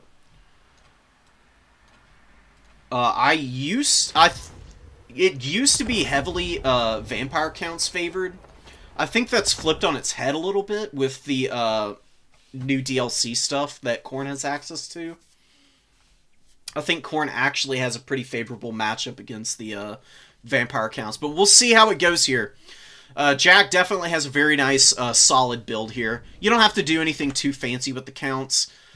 They perform pretty capably by just bringing their standard zombies and maybe 1 or 2 Graveguard Cryptars with a Corpse Cart backing it up, as well as the double White Kings. White Kings on foot are great, and they do have Scab Scrape, which will be really good against any Marauders that are on the field, although we don't really see that many Marauders. We've got 1 dual weapon Marauder over here. That's pretty much it. It's mostly Chaos Warriors, so very chunky front line for Khorne. It's really nice to see the Halberds come out for a change. The Chaos Warrior Halberd specifically. Khorne Gores kind of took over the anti-large infantry role for Khorne just because they're faster and actually able to get across the field and get engaged against targets that they really want to be fighting. But the Halberds, if you have to anchor, are a really good tool, and against the Vampire Counts, I think this is a pretty perfect matchup for them. Dual weapons moving up, the Tithe looking extra juicy. Tithe are an interesting unit. I don't think they're very good to spend the extra money on, honestly. They get physical resist, and that's pretty much it. Against demons, that's not super applicable, but there's no magic damage on the field right now. So, I guess they'll have an okay time with that. Forsaken take a nasty charge from the Cryptors. Definitely need a little bit of assistance, but the Chosen are right here. Chosen do have flaming attacks, so they'll be excellent against the Cryptors, who have weakness to fire because of the regeneration. You can see they're immediately taking some serious damage. The Forsaken are also getting in there with the flaming attacks, too. I always forget that Khorne Forsaken have that. But that's one of the key reasons that you bring them in a handful of matchups. Norska, Vampire Counts, what else? Oh, Wood Elves are another really good matchup for them. Good Buna back here. Manfred getting, you know, really nice bit of damage on those Horsemen. The Horsemen need to move up and start shooting at the Mortis Engine right now, because that's a really dangerous tool for the Vampire Counts against the Khornate forces. Khorne is almost always going to be locked in melee combat, and if you're getting drained out, the Mortis Engine damage is pretty devastating. It racks up quickly. They do actually get their axes on point and do some big damage to this Mortis. It's important to remember that these also have regeneration. So they're also taking extra damage from the flaming attacks. As long as you can keep this out of the engagement here in the middle, I think you'll be doing alright. But it does wheel out. Gonna move over to get after these Marauders. And the dual-weapon Chaos Warriors really not holding up well in the front line. They just got absolutely run over by the Crypt Horrors. Crypt Horrors are stuck out in the open field with the Marauder throwing axes, hitting them right in the face. Throwing axes finishing these guys off isn't a bad idea, but all the while you're leaving the Mortis Engine to just absolutely suck the life out of all of your mainline infantry, which you can't really afford. We've got a Sword of Khorne coming down really early, nailing the Tithe, doing good damage to the Königstein Stalkers, and giving Valky a chance to get some damage on that Mortis Engine. Mortis does have about 500 value already. Forsaken are folding up here in the middle, though. Vampires are going to flip this point. But Khorne's doing okay for themselves. Halberds are slowly working down these zombies that are holding on to the number 3 objective. Throwing axes are in a pretty good condition. They should be able to hammer down the Crypt Horrors and the Corpse Cart, as well as the Mortis Engine. As long as they don't get caught by the Dire Pack here. The Dire Pack do actually get on one of the throwing axes here. This is where you bring a Flesh Hound out of reserve. As soon as you get the points here, I'd be very surprised if Adam doesn't bring one out, because Flesh Hounds are great into the vampire counts. They answer very well against Hounds. They beat the hell out of Fellbats. They're even good against Crypt Horrors, as well as having good mass that can lock a Mortis Engine in place. I don't think that would be a bad summon at all. Don't see one, though, and the Horsemen are starting to get worn down, which is not good. The Horsemen provide a lot of utility for Khorne in this matchup. You know, once these guys run out of the ammo on their axes, they're really good at cycle charging zombies and skeletons.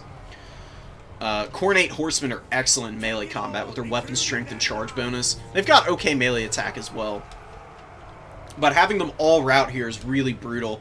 You can see Ninja Jack is down pretty bad in terms of value, but the Mortis Engine is still alive. Manfred being very slippery, very difficult for Valky to actually catch him on the ground. She is going to get back up in the air and look to get after the Mortis Engine, which is on top of the Chosen now. Chosen should just sit in here and get as much damage on this thing as possible. Don't want to leave it to maintain itself into the late game, because not only does it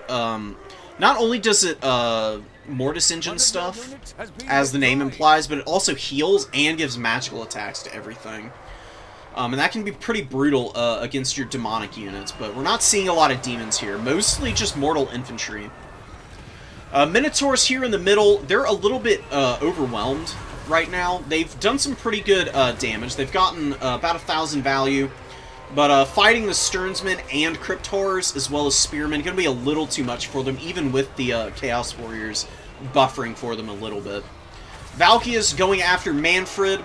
Not a bad choice, especially with the Mortis Engine being compromised by this healthy Minotaur and the Chosen. They should be able to finish this unit off here in the middle. Khorne finally flips to the number 3. Very healthy Halberd over here. Direwolves, almost called them Scurvy Dogs, but Direwolves will just bounce off the armor that the Halberd Warriors have. Khorne Halberds are awesome because they have really good melee attack. They can just sit here and grind all day and value trade against everything. Even against Graveguard, they do pretty well. Not the AP Great Weapon variant, but against a standard Graveguard or the Halberd variant, a Khorne Halberd is going to win those combats all day. Mortis Engine still alive here with 1,500 value, and Khorne getting overwhelmed on the center objective currently. There's some more Chaos Warrior Halberds here, but the Mortis Engine has healing capped itself. It still has 1,500 HP, and it's leeching the life out of everything that's left here on this center objective for Khorne, which is really ugly. Any extra time that it's getting, you can see how quickly it's racking up. I mean, we just looked at the value, and it's already gotten an extra 500. And it actually helps break the remaining Chosen here. The other Chosen is routing also. There's just some warriors stuck in the middle. Oh, here's the other dual weapon Chosen. They're actually killing the Corpse Cart, which goes down now, and suddenly it's looking much better now. As long as you aren't dealing with the Mortis Engines as Khorne, you're going to outgrind the Undead pretty badly.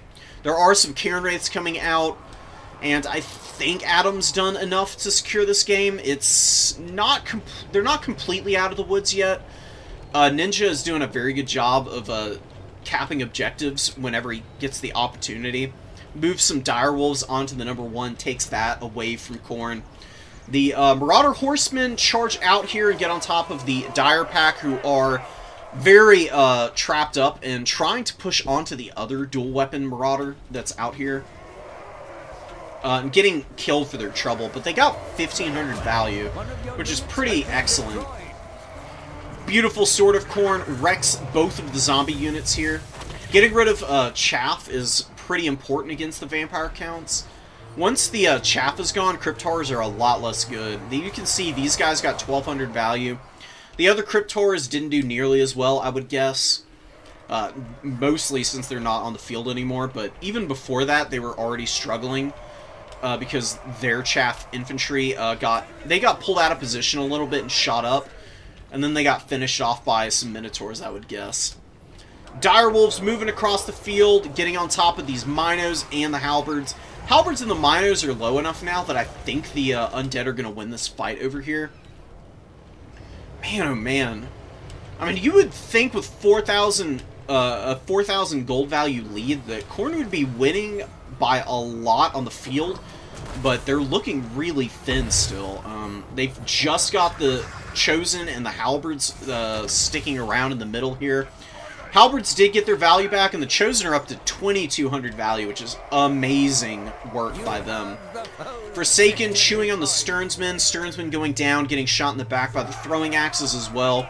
And more Chaos dual weapons moving up with some Fellbats. Moving out here, trying to stop Khorne from taking this objective, but it does get capped up by the Horsemen. I don't know what's going on with this tooltip. Did it actually not end up getting capped earlier by Ninja? That's so unfortunate. I think he actually moved the Direwolf off right before he took it, and it looked like it was capped, but actually wasn't. Always make sure that you cap your points. Wait for the little dinging noise and the advisor to tell you that it's capped before moving away. You don't want to let that stand. And getting these Horsemen is really nice for the Dire Pack. They'll just be able to jump right back onto the number 1 objective in a minute here. And they'll take that pretty quickly. It's already half capped anyways. And another Direwolf's moving up as well.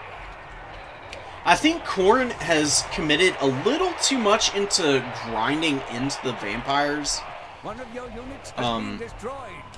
Playing a split pushing game against the vampires is usually a better deal. It's kind of like fighting the dwarves in that respect.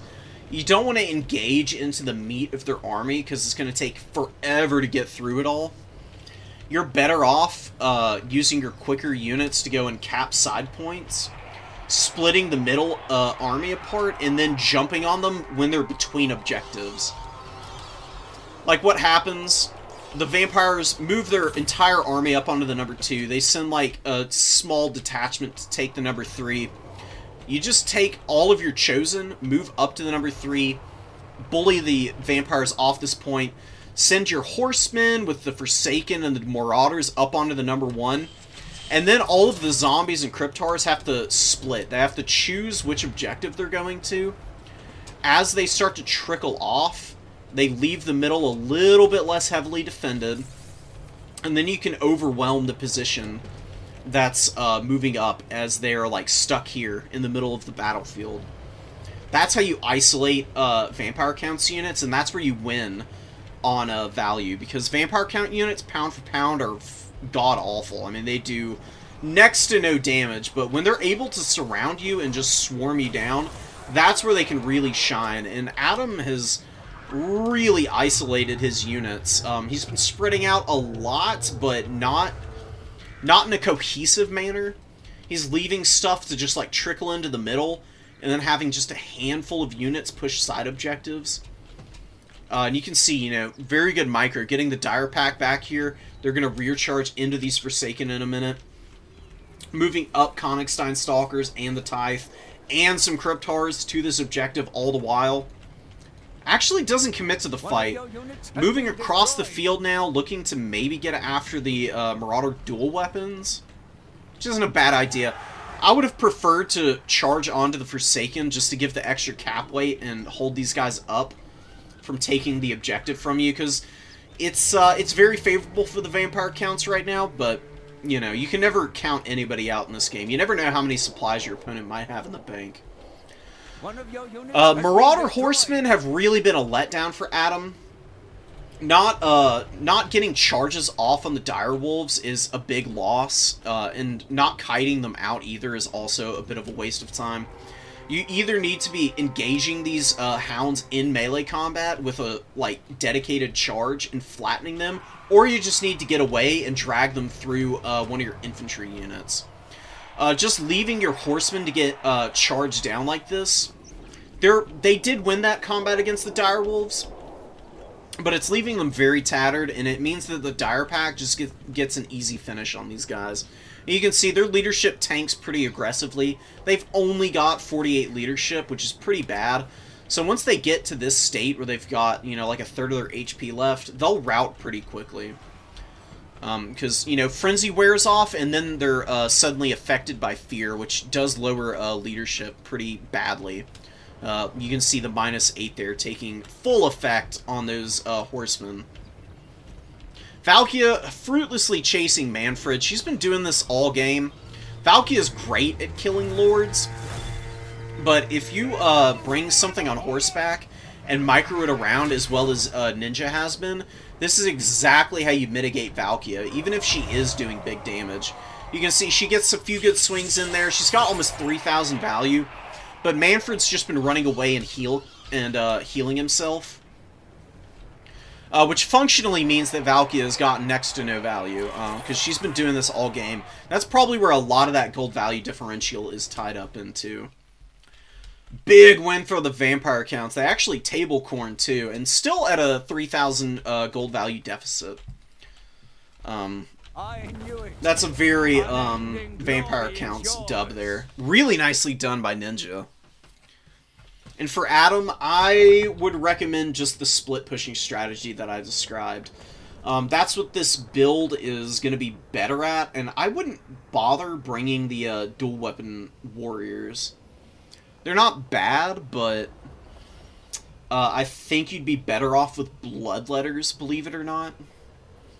Even though bloodletters suffer from scab scrape, you can keep them in reserve and let the more heavily armored infantry engage first. Or you can cut these dual weapon marauders, or dual weapon warriors, and bring 3 throwing axes in. And then immediately, right off the bat, have something to skirmish down crypt horrors with. Because putting pressure on these guys and getting big damage on them early can leave them in danger of crumbling at a very inopportune time while the frontline fight is going on for the vampire counts.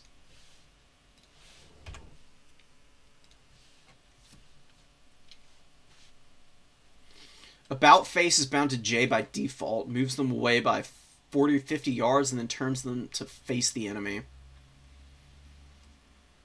Yeah, trashed wrist, join the club. Samesies. I think a lot of people are there. Wrist damage is very common in people who play a lot of video games. You gotta stretch.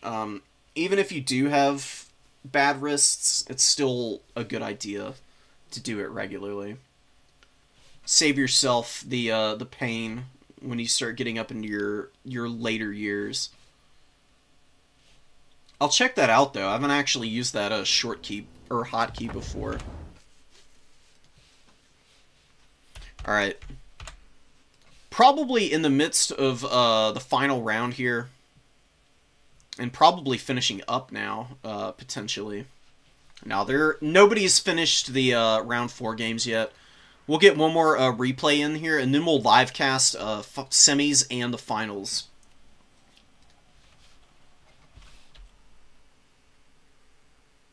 Alright, give me 1 sec. I'm going to go check and see if there's any other replays people are dropping me. Doesn't look like it. But I think we've got some in the old, in the bank here. We should have, counts for... Yeah, here we go. Counts versus Coast with a Queen Bess on the field. Oh my god. Alright. We'll see. I'm very skeptical of Queen Bess. here, but big damage against blobs, potentially. If Queen Bess can be kept safe from any dives, this could pay off big time for just saying. We do have Aranessa and a Deeps caster, so going with a Nets build and a debuff build, I would guess. Because Deeps caster usually means the Promethean summon and also the, what is it? We'll check it out. Might not even have it. Might have, like, Vangeist Revenge or something anyways. Oh, Spiteful Shot and Vangeist. Okay, so no, debuff spell from the Lord of the Deep. Just going for the big damage potential and also more accurate fire. Which I guess would be pretty good on Queen Bess. Aranessa is on foot, not on her Promethean. I do kind of like her on the Promethean. The Promethean gives her a ton of armor and a bunch of extra HP. And especially if you're going to be using her in a blob fight, I think that's really not a bad idea, because she does give extra melee attack and a bonus versus large in a radius around her. Can help her survivability a lot. Strigoi Vampire Lord on the field. Amazing Lord option. One of the strongest in the games. Has really good magic as well as good abilities. Opal Amulet. Really good ward save item. 22 seconds. Proc it every 60 seconds. Keep this guy healthy into the late game. Excuse me, guys. Looking to get a breath attack on Queen Bess here. What is Queen Bess shooting at? I have no idea. Looking like shooting at some zombies back here. Breath attack does go down, does a decent chunk of damage to the crew. Pretty good shot from Queen Bess. Actually hits the skeleton spears and the tithe, doing a chunk of damage out of each of them. Another shot coming in. You know, zombies aren't going to be able to dodge either. You know, faster infantry are actually able to dodge Queen Bess. But big shots coming in there right now. Direwolves moving around the flank here. Just saying, really does need to commit to protecting Queen Bess here. You can keep one halberd here. Probably want another one to box around this side as well. And it looks like Aranessa is going to be hanging back a little bit to try and get uses out of the Spearfisher's net, maybe. Although these are very deep set direwolves. This is good positioning by Jack, too. Away from the spawn point, but still close enough to dive if given a good opportunity. Bomber bats come out. Bomber bats need to kill these direwolves. But it doesn't look like they're going to be doing that, which is a big mistake. If your enemy is exposing units like this, definitely take full advantage. You don't want to leave these hounds in your rear line. Bloated corpse moving around, looking to get up to some trouble. Waddling forward. Does big damage, as I'm sure everybody knows from playing their Vampire Coast campaigns. We'll see if it's actually able to get any damage in, though. Just obliterating an entire 3 rows of the tithe. I mean, literally just killed like 30, 40 models there with one shot. But Queen Bess with 83 kills has 184 value. Vampire Count's moment in a nutshell. Dropping some more fire in here into a very bunched up Skeleton Spear and Zombie unit. But also friendly firing their own polearms, which is pretty unfortunate. The Strigoi Vampire Lord has found the Deeps caster, but having a little bit of trouble landing. He can't quite finish. Vangeist Revenge gonna delete a zombie unit. The most heavy metal Vangeist Revenge of all time. Whiffs pretty horribly. Does clip the Skeleton Spears and the zombies here. Does miss the other zombie. There's just no good targets for Vangeist, unfortunately. Like, nothing of value is out on the field other than the Cryptars. But Cryptars don't really take damage from Vangeist, so Saiyan is getting a little bit of a value lead, but I'm not sure if that's really going to be all that useful. Doesn't really have a hold on any objectives right now. Moving up onto the number 2, trying to save this one, but Cryptars are going to be able to beat down on the depth guard. We do have the White Kings here also to chew through these infantry units. Black coach on the field. Wow. You don't see black coaches very often. I really think these things are underrated. They could definitely be rolling through these gun units, though. That's the best target for it right now. I've lost the bloated corpse. I don't think it actually made impact, though. I think it got killed in the open field. You know, maybe by the direwolves here. But regardless of where it went, it probably just blew up some zombies, and that's about it. Vampire Coast had a little bit of a value lead, but now that's dissipating rapidly, especially with the Depth Guard being completely outmatched by the Cryptors. Depth Guard would do fine here, but they're not going to out-DPS the Cryptors healing. Regen, very nice on these guys. They'll be able to kill the the Depth Guard. And then just reposition and go find another fight, no problem. Black Coach running over the pistol mob. Doing pretty good damage. You can see how quickly it chunks through models with the impact damage. Just needs to get out of the blob and go running through the handguns here, who are looking to maybe gun this poor coach down. Getting some very good volleys off and chunking the HP on the coach. Good invo, though. Gonna heal it up. Keep it nice and healthy, and it is getting the charges on Sides and Black Nimbus, as well as Unholy Vigor. Unholy Vigor is awesome, because it gives the Black Coach perfect vigor, and it has Strider. So it can just run over the battlefield at like maximum speed at all times. It's very fun to use, especially when it's fully charged. Probably needs to just stay away from these gun units now. Can run into the halberds and just roll through them and get onto the back of these other units here. Would be perfect against the Depth Guard, but the Cryptors have already cleaned up all the Depth Guard. Well, except for this one unit back here. They're barely hanging on, though. White King with the zombies and the remaining Cryptors here should be able to finish these guys off. Feasters in the Dust coming out. 166 kills. Chewing on some polearms. Getting some good damage there. Fellbats find a very vulnerable gunnery mob in the middle here. Queen Bess used all the ammo. Got 280 kills. Didn't even get close to paying for itself, though. Very unfortunate. Maybe a gunnery white with restock would be good. Because Queen Bess would still be really useful here. I mean, it could fire into the infantry here. Try and kill the Feasters in the Dusk. And just sack the polearm unit here. I think there's a few too many zombie pirate deckhand mobs with the polearms. I think you're better off with just the regular deckhand mobs. They're so much cheaper. You can bring the polearms later in the game when your opponent is really swarming with large mobility tools, or if you need to wear down the Cryptors in the late game. But you need to commit to killing the chaff on the vampire counts first. You want to try and do as little fighting against the Cryptors as possible. And that really has not paid off for Saiyan up to this point. Falling behind against the Vampire Counts' Coast is a little unavoidable, I find. I think Vampire Counts are massively favored in this matchup, no matter what you do.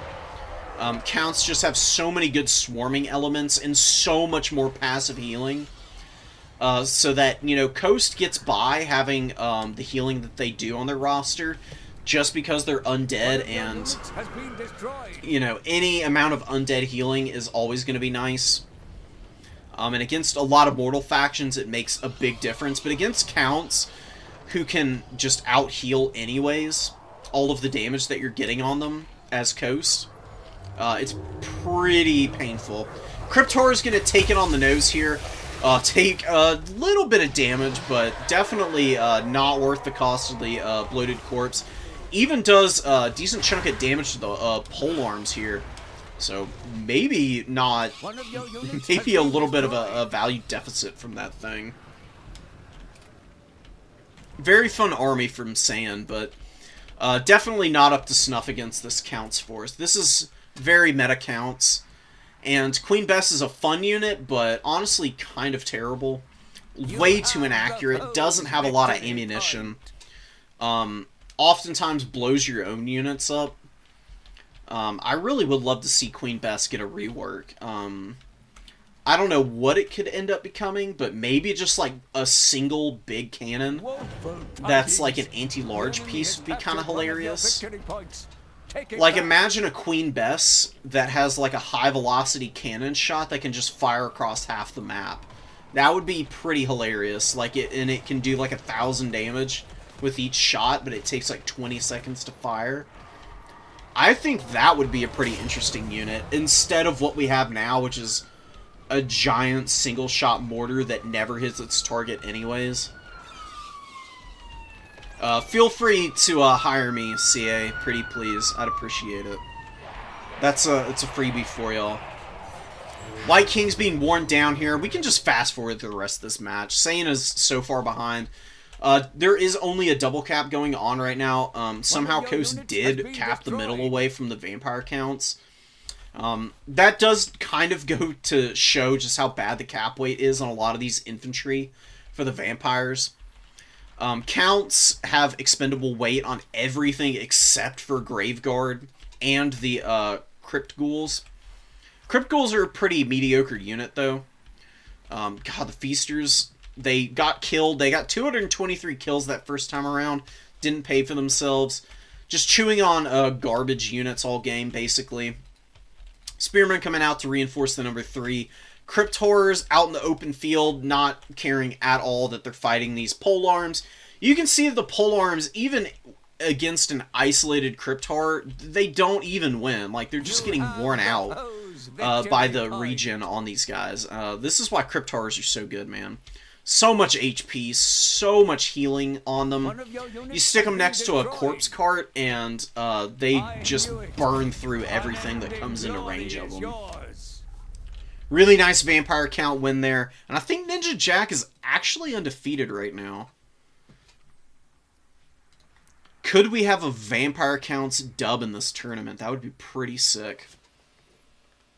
We've got Mindbender, Spyrat, Ninja Jack, and Troyo as the top 4 right now.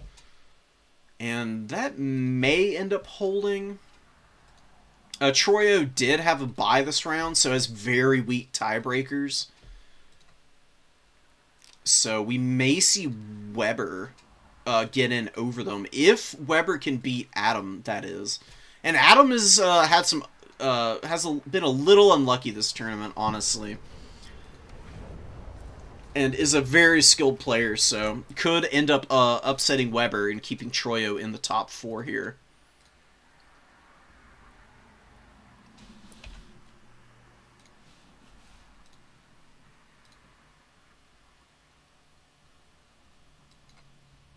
Oh, I'll be streaming the games on Saturday. You know I will. I'm there every Saturday, unless it's holidays or families in town or whatever.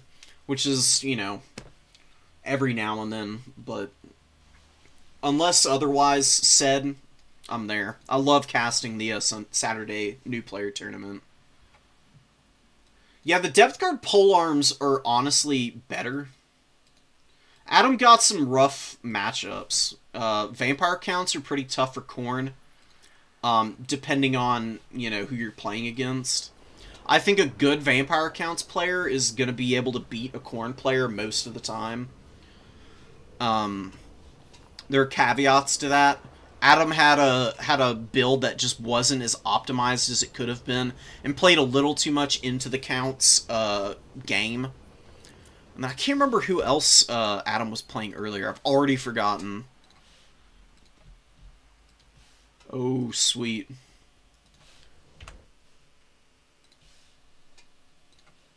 We got another replay from Adam here that we can show off. Oh, Adam? Okay. All right. Let's go. We can hold off on this replay for a minute, but it is a Khorne mirror match, which is one of the funnest mirrors in the entire game. I'm gonna make sure to download it. We can watch it at the end. Boop. Oh. Whatever, we'll overwrite that. I think I saved one of my own Khorne mirror matches. So top 4 is about to be settled here. It's going to be Mindbender, Spyrat, and Troyo getting into the top 4. Congrats to all of our semi-finalists. no easy task. Like, there are a handful of people who kind of dump on newer players, which is, you know, shitty, in my opinion. I've seen new players come in and upset experienced players all the time. So getting into the top four, even in a new player tournament, is like a huge kudos to hang your hat on. It's an accomplishment for real.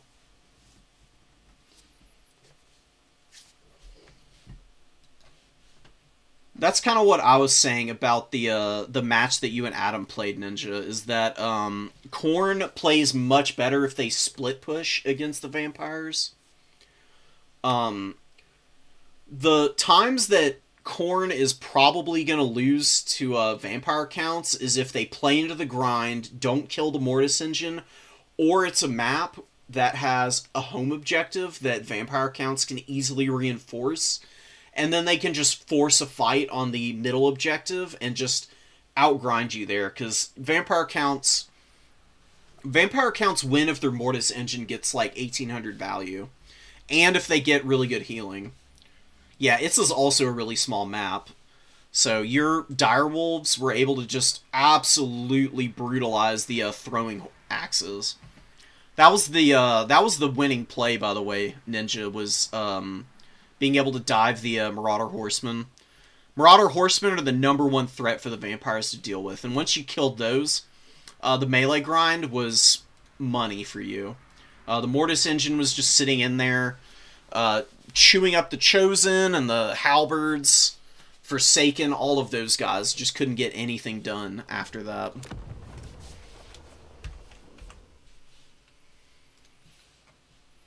Alright. Let me coordinate in Discord for a minute, guys. Give me a second.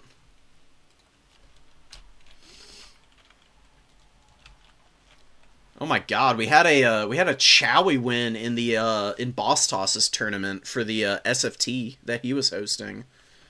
Almost unheard of. I don't think I've seen Chowie win an SFT in a hot minute, but whoever did is a god tier Chowie player. It's not an easy accomplishment. Chowie are good in some matchups, but overall a little bit weak in my opinion. I need to find out who that player is and see if I can get them to send me some of their replays. I'm fascinated to know now.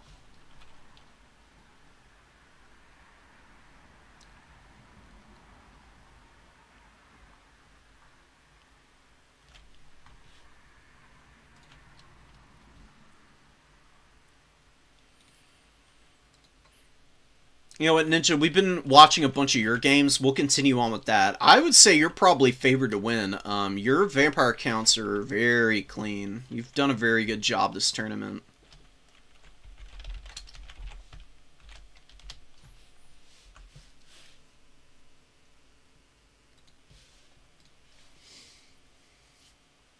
Yeah, the 2.2k dire pack. Skull Cannons are pretty good against vampire counts. It's a little hard to keep them online and shooting. They're not vulnerable from the direwolves or anything because they've got a lot of armor. The problem that Skull Cannons run into against the vampire counts is the Strigoi Vampire Lord. The Strigoi Vampire Lord just absolutely wrecks Skull Cannons, and Skull Cannons have awful leadership. They take one bad engagement and they'll crumble out and then you'll cry. So you gotta be very careful, but they can help against the Mortis engine. Their shots do big damage, and since the engine has regen, it takes extra damage from the Skull Cannons. If you have double Skull Cannon and you're able to actually land your shots, big win for you. And it can force bad engages from the vampire counts, too. I just love Skull Cannons, period. So, you know, if you ever watch me play Korn, you'll probably see one or two mixed into a lot of my builds. I've been playing with them a little less, just because of all the other fun tools that Korn has now. You don't have to play the same build like you used to back in the day when you brought Valkia and like 4 Chaos Warriors and a bunch of Marauders and the throwing axes and some Fleshhounds and Furies with 2 Minotaurs in the reserve. That was pretty much every Khorne build before this DLC. Now you can mix it up, and it's awesome. Part of the reason why Khorne has a much higher win rate, in my opinion, because they're not as one note, and you can actually play mind games with your opponents now. God, Khorne is beating the crap out of Greenskins on the leaderboard right now. Like, here, let me bring you back to it for a sec. So yeah, you can see, like, as opposed to October the 31st, Khorne had a 50% win rate, which is, like, solid. But still, like, losing overall, just barely. But, you know, current stats, pretty much the same number of games played and doing much better, and much better spread on the matchups. They still have factions they struggle into. Ignore this one. Dowie are a winning matchup. I don't know how Khorne is not dominating the dwarves. You just bring max bloodletters and shut down gyros and you just dominate the ground. There's no way that they're losing that badly right now.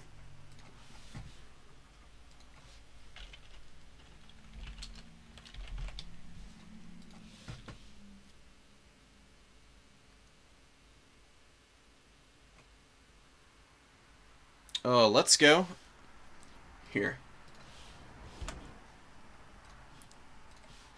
Thank you, Tom. I appreciate it.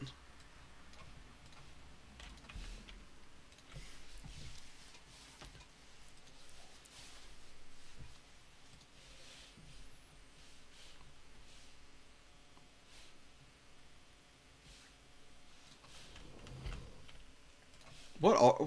Is top 4 bracket not set yet? Hold on. Give me a sec.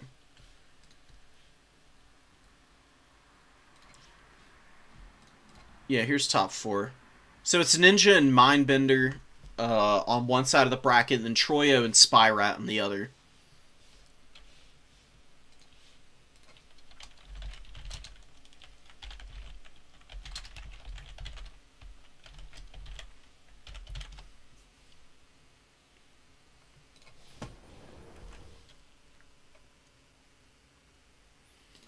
We're giving them a second to set up the lobbies for the top 4, and we'll jump in to watch Ninja play some Vampire Counts action. Vampires are also doing pretty good this season. I think just because a lot more people are actually playing them, they're no longer the bottom dwellers in terms of the rate of play. That is Bretonia, but it looks like people have been playing a little bit more Bretonia and actually brought the win rate up to 45%, which is much more respectable. They were down at like 30% earlier this season. Bretonia is just hard. Like, they're just a specialist faction, and there are matchups that they're just not guaranteed losses in, but are just ridiculously tough for them. Any faction that has really good halberd units is going to be a grind for Bretonia.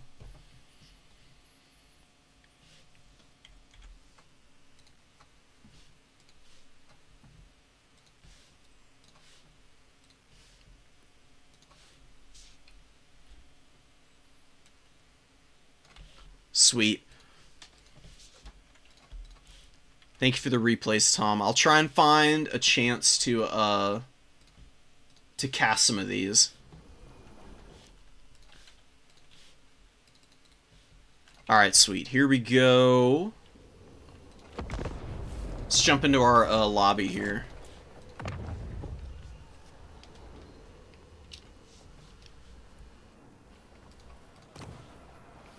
Oh, Beastmen versus Vampire Counts. Okay. Beastmen, I don't know, man. Yeah, I haven't really watched Beastmen against Vampire Counts much. I would imagine, though, that Counts have a pretty big advantage over the Beastie Boys. You know, maybe, though, a Jabberslythe from the Beastmen would be pretty devastating against the Counts. Like, bringing their own Mortis engine wouldn't be a bad idea. Because, you know, crumbling units do count as wavering.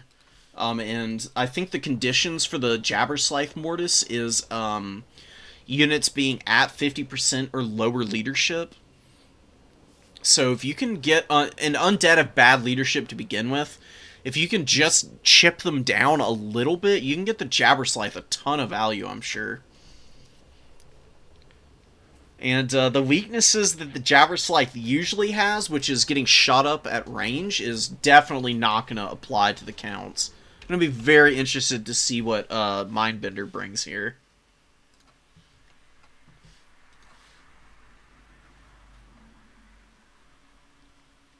No, don't worry about it, Tom.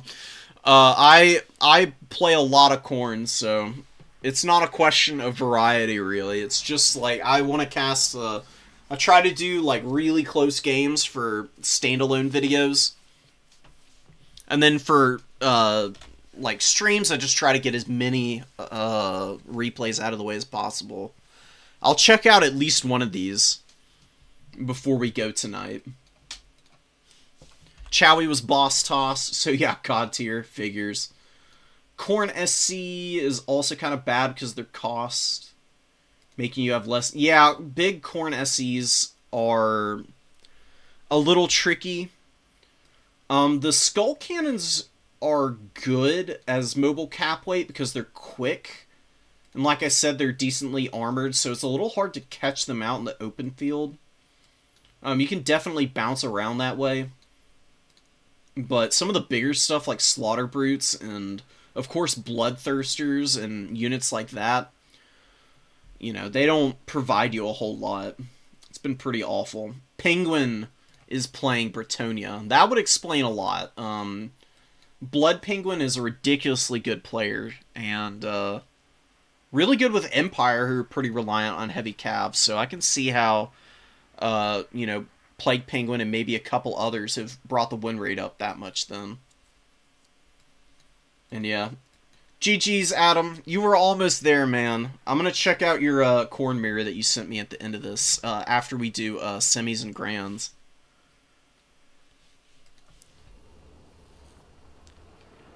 I think with a little bit of a different map than Itza against the vampire counts, you probably would have had a much easier time dealing with them. Itza's just so brawly that counts, I think, have a big advantage over Khorne there.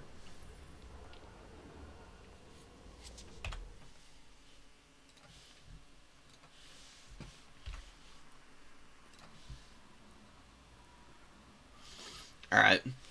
I'm going to peek at the builds while y'all stare at the season stats. They're pretty much finished building their armies, so we should be kicking off here in just a minute. Oh, you love to see it. Now this is a Count's army. We got some really fun reserve units. And the Beastmen are looking thick and juicy as always. I mean, you gotta have some pretty significant haunches to be charging across the field as quickly as they do. Beastmen are such a quick faction that normally they're going to be advantaged against anybody who's even in value with them. But Vampire Counts are the type of faction that might be able to flip that on its head, given the right circumstances. As long as Vampire Counts get a lot of healing this match, I think they'll be able to wear down the Beastmen hordes.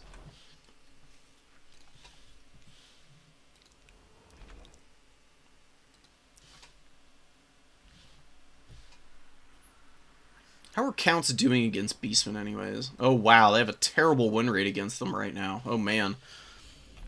Okay, well we'll see if Ninja is going to be able to flip that on its head here. That could be unrepresentative of the overall like trend in the matchup. And this is a pretty good map for the Vampire Counts. I was talking about it earlier. Maps where there's a defensible home objective for the vampires tend to be maps that favor them, period. Just because you can force engagements on your own terms, basically. You either commit a bunch of stuff to the middle and your opponent has to grind through your entire army. Or you bait them into trying to attack your home objective, where you just bring out tons of mobility to swarm all over them.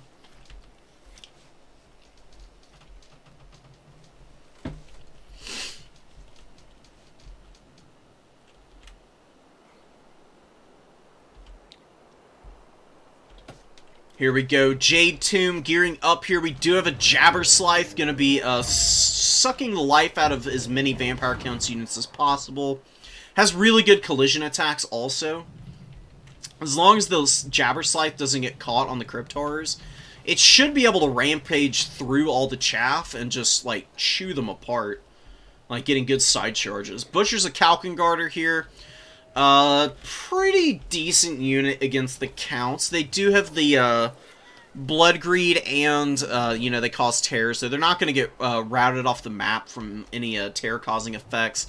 They're going to be very vulnerable to the Strigoi Vampire Lord, and from poke, that the Skeleton Spearmen might apply to them. Skeleton Spears are really good against Beastmen Minotaurs. Just because they're pretty lightly armored. 45 armor is not that good. But these guys have regen, so maybe they'll be okay. We'll see about it. They're going to be escorting the Jabberslythe around. We do have a Wild Shaman with Traderkin. Beautiful option. Very punishing spell, especially against a faction that likes to blob. Just because of the way they're designed. Should do some pretty devastating work here. But the second it runs out, this is going to be a very useless hero. It's not gonna. This Chariot is decent, but it's not going to provide a ton of like advantage on the battlefield, and it's going to be pretty vulnerable to Spirit Leech sniping from the Strigoi Vampire Lord, who does have Spirit Leech available, as well as just being an excellent anti-large duelist. He gets one good charge off on the Shaman, and it's going to be all over for Mindbender. And Beastmen leadership will crumble if they lose their lord, too. Especially against the undead, who all apply fear, which is, you know, a -8 leadership We have effect. a victory point. Keep it from the foe. So, White King's chillin'. Looks like the Vampire Count's army is having a little bit of a false start moving up. They're moving in molasses motion right now, stuck in quicksand or something. I'm not sure what's going on here, but they need to start applying those wheels that they're not exactly world-renowned for. And there we go. The formation's finally kicking forward. Strigoi Vampire Lord looking to get some damage on the throwing axes. Not finding any purchase there, and is going to be trying to get back up in the sky.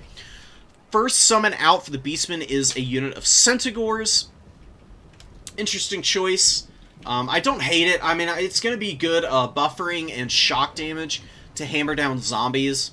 We'll see if Mindbender is able to keep the micro on target enough to get full effect out of that.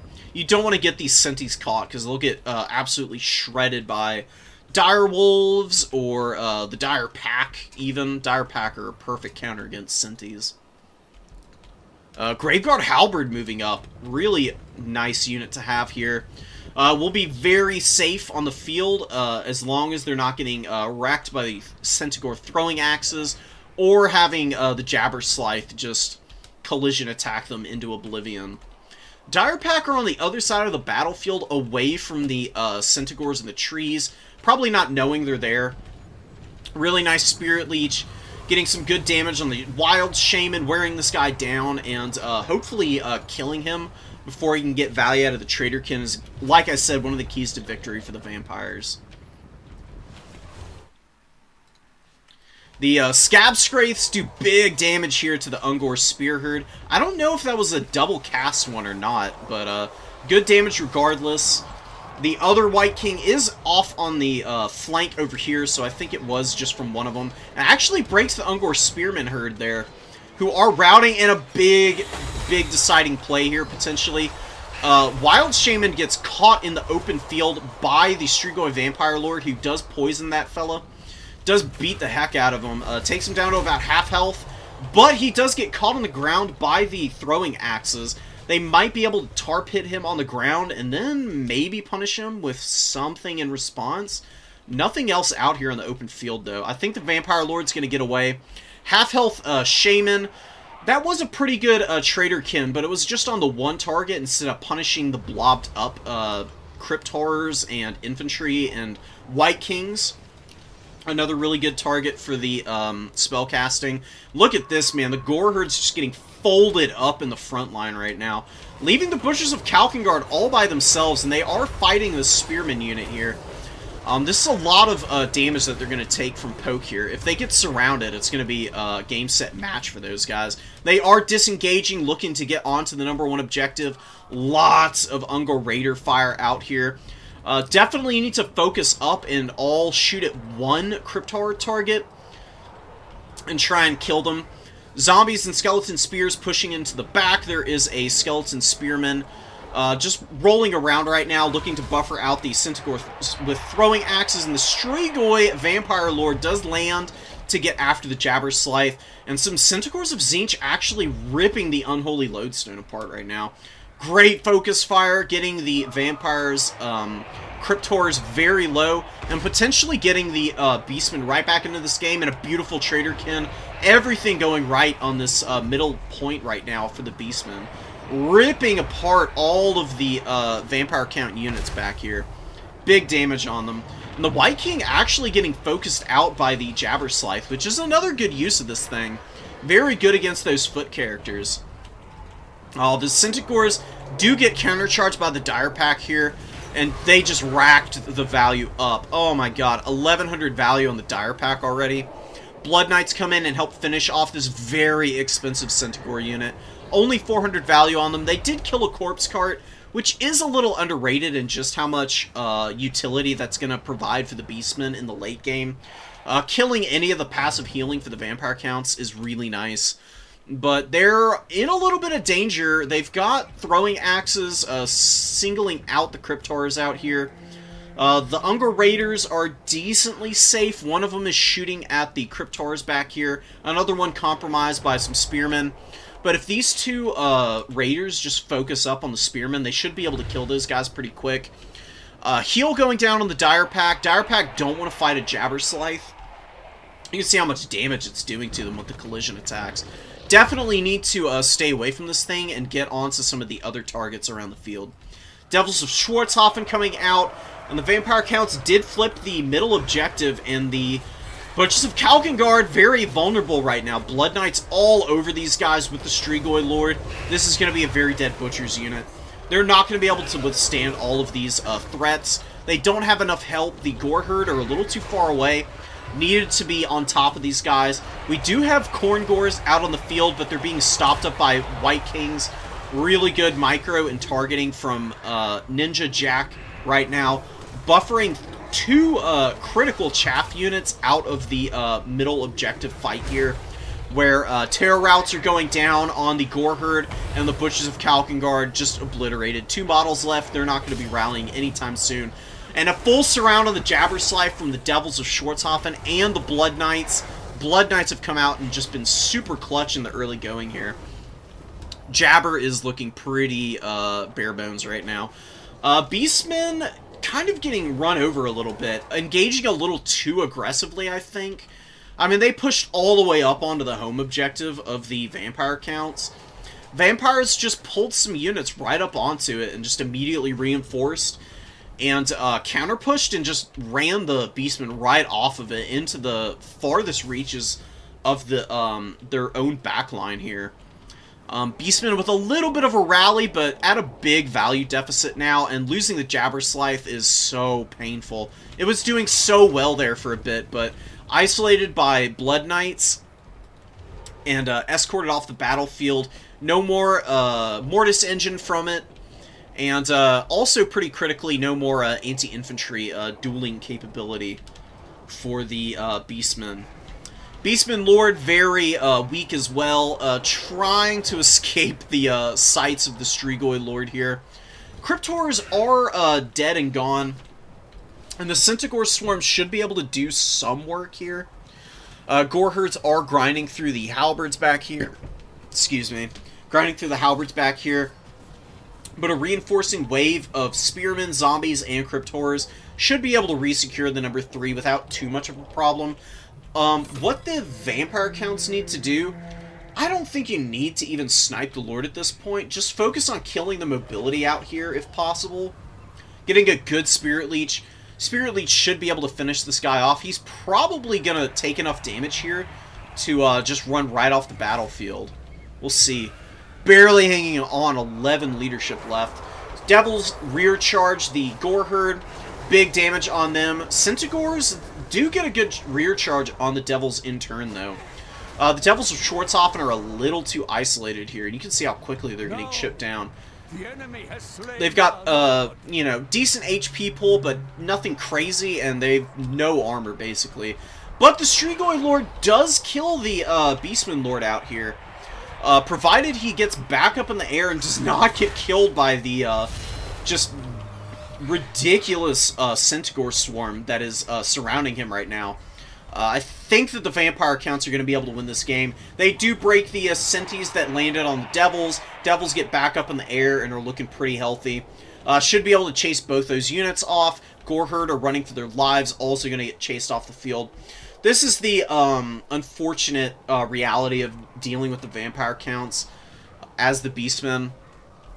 If you can't get a critical amount of damage on them early, and your Lord gets sniped out, your leadership problems are going to be brutal. And you can see, I mean, these guys have like half their HP left, and the Gore Herd had a pretty equivalent amount as well, and they just routed immediately once they got impacted on the flank. Dire Pack with 2,000 freaking value. Oh my god. Ninja's micro with the Dire Pack is pretty incredible.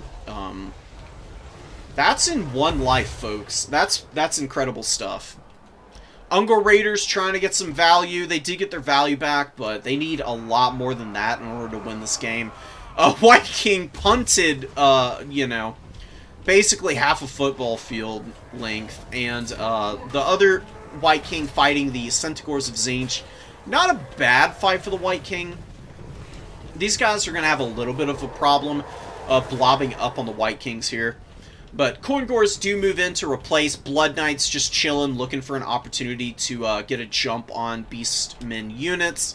Going to be going after the Centaurs. A little bit of a miss micro here. The Centaurs very caught out by the Blood Knights here. Going to take a bunch of damage, and they can probably just keep ping-ponging off of all these Centi units. They can stay in this fight and win against all of these guys here. Really good invo, perfect target for these guys. They eat a Traitorkin, but they're still persevering through this. Once the shock damage from the Great Weapon Centaurs wears off, the superior stats of the Blood Knights should shine through here. And they're still getting a decent amount of damage, even being 2v1 like this.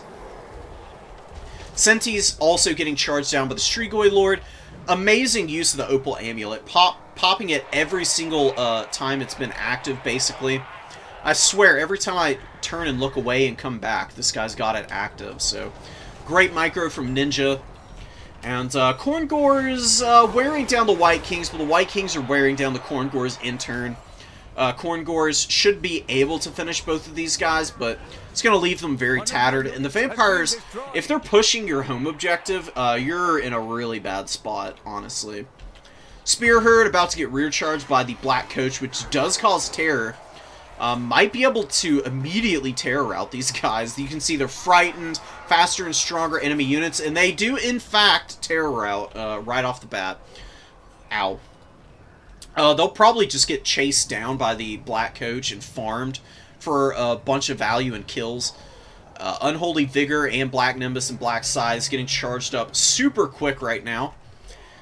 Does need to avoid the Khorngors. Khorngors will make really short work of the Black Coach, which has pretty bad melee defense. But keeping it on the move is the most important thing. Ninja Jack keeping it a little too passive right now. But not the most important fight in the world. Trying to kill the Shaman for a second time is probably a little more important. And the Blood Knights with 2,700 value helping out the Strigoi Lord by trapping this guy in place. And the Vampire Lord is just taking him to task. You know, big and ugly and supremely powerful. Love this guy.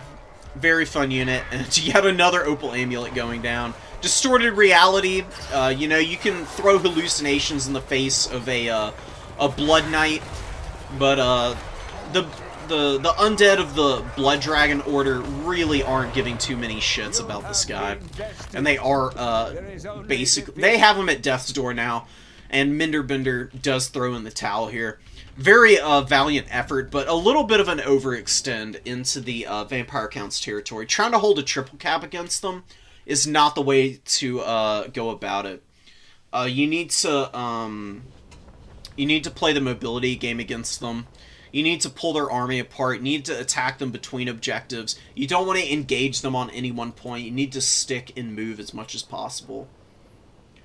2100 on the, I mean, the Dire Pack were the MVP. I mean, they just ripped apart everything that they came into contact with, and all in one solid life there for Ninja. Blood Knights were right there too, though. 3200 value on them, basically doubling up on it. Great micro, great value on the Strigoi Lord too. Just awesome play for the Vampire Counts, man. Devils did alright, they got their value back. And the other Dire Wolves did a little bit of damage, and the Halberds just held on that back point for a little bit. And, you know, persevered through the fight with the Gore Herd long enough for the cavalry to arrive, quite literally, in some respects. Minderbender didn't really get a lot of value on much of anything outside of the Centaurs. The Ungor Raiders needed to put in a lot more work. The Jabberslythe needed to be microed away from the mobility of the vampires. A little easier said than done, of course.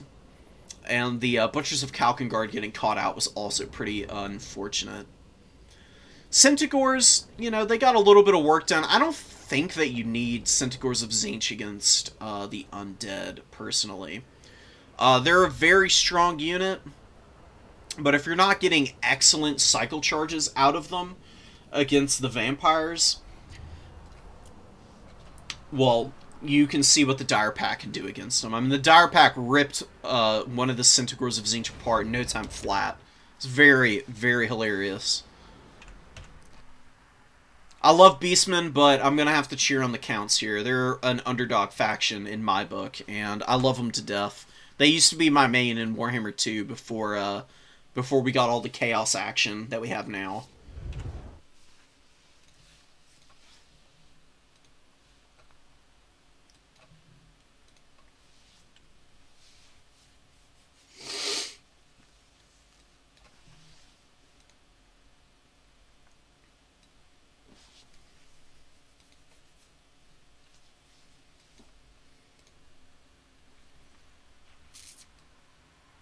Yeah, grinding against the Vampire Counts is not the way.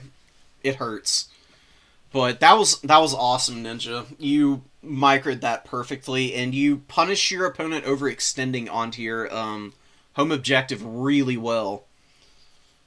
Which is, that's really all the advantage that you need to take a game from, you know, even to a pretty dominant win there.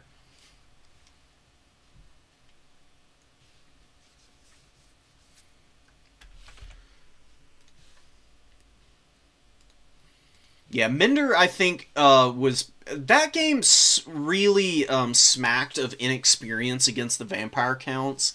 They're not the most common faction to go up against.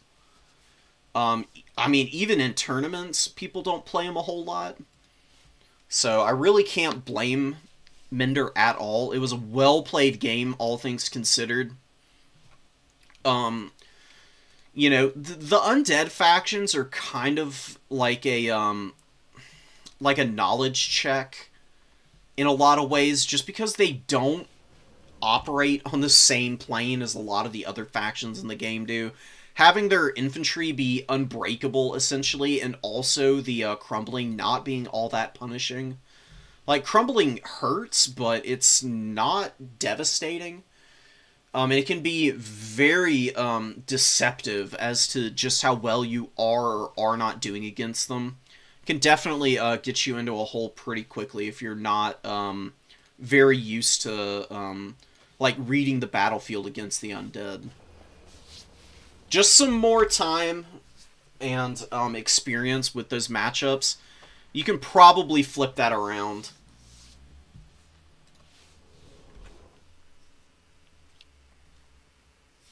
Alright, let's see what's going on with the other side of brackets. Shouldn't be too much longer before it's done.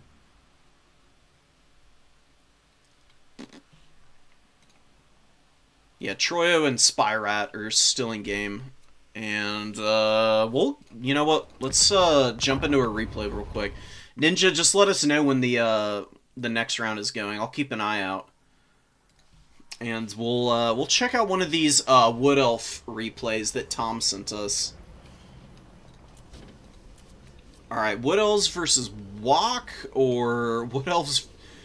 Alright, Wood Elves versus Warriors of Chaos, 2 different matchups. Archeon being on the table for both of them. Let's see which... I don't know, man. I want to see what Double Sisters of the Thorn is able to do here. Sisters of the Thorn are a very interesting unit. They're pretty strong.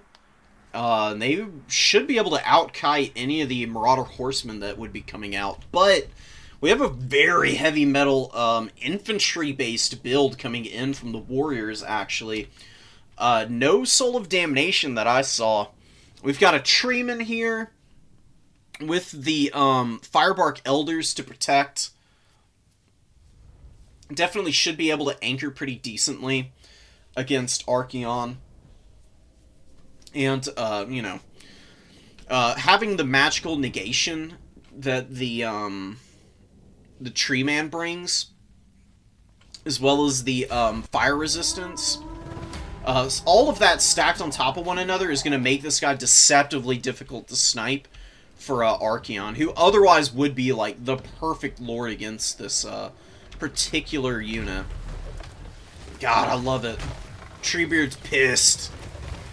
He actually kind of does look like Treebeard. He's got like 2 beards. Hold on. We gotta pause this. This guy's got a funky looking, he's got a thing coming out of there. We're not gonna talk about it. This is a Slaneshi corrupted ancient tree man. That's my headcanon. There's no other way for me to think about it now. Hagbane Riders looking to get some skirmishing damage against the Marauders. Just firing in here. And the Sisters, not sure where they're going to be applying their damage. Probably just, yeah, skirmishing down some of the Marauders. Not a bad idea. They're pretty decent on the charge, actually. They can definitely hammer into the Marauders decently if they want to. Are going to kite back, good focus fire, just making sure to wear down some of these chaff infantry before the main engagement so that the Eternal Guard and the other AP spear units can actually get most of their damage on the armored infantry here. It's going to be pretty awesome. Archeon getting caught out. This is a little bit of a rough engagement for SOK here. Not where Archeon really wants to be. Like I said, this is a very beefy unit. And Archeon, you can see here, loses the magical attacks, which means that this guy's 20% Fizz Res is in full effect.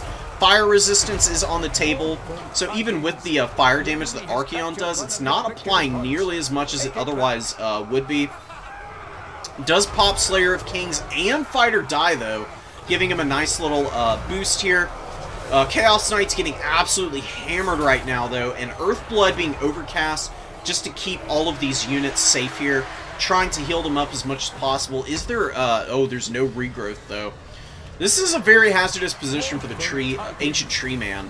Now that he's getting down to about half of his HP, the Ancient Protector does wear off, and Archeon gets his magical attacks back. Really good Searing Doom on the Starfire Shafts back here.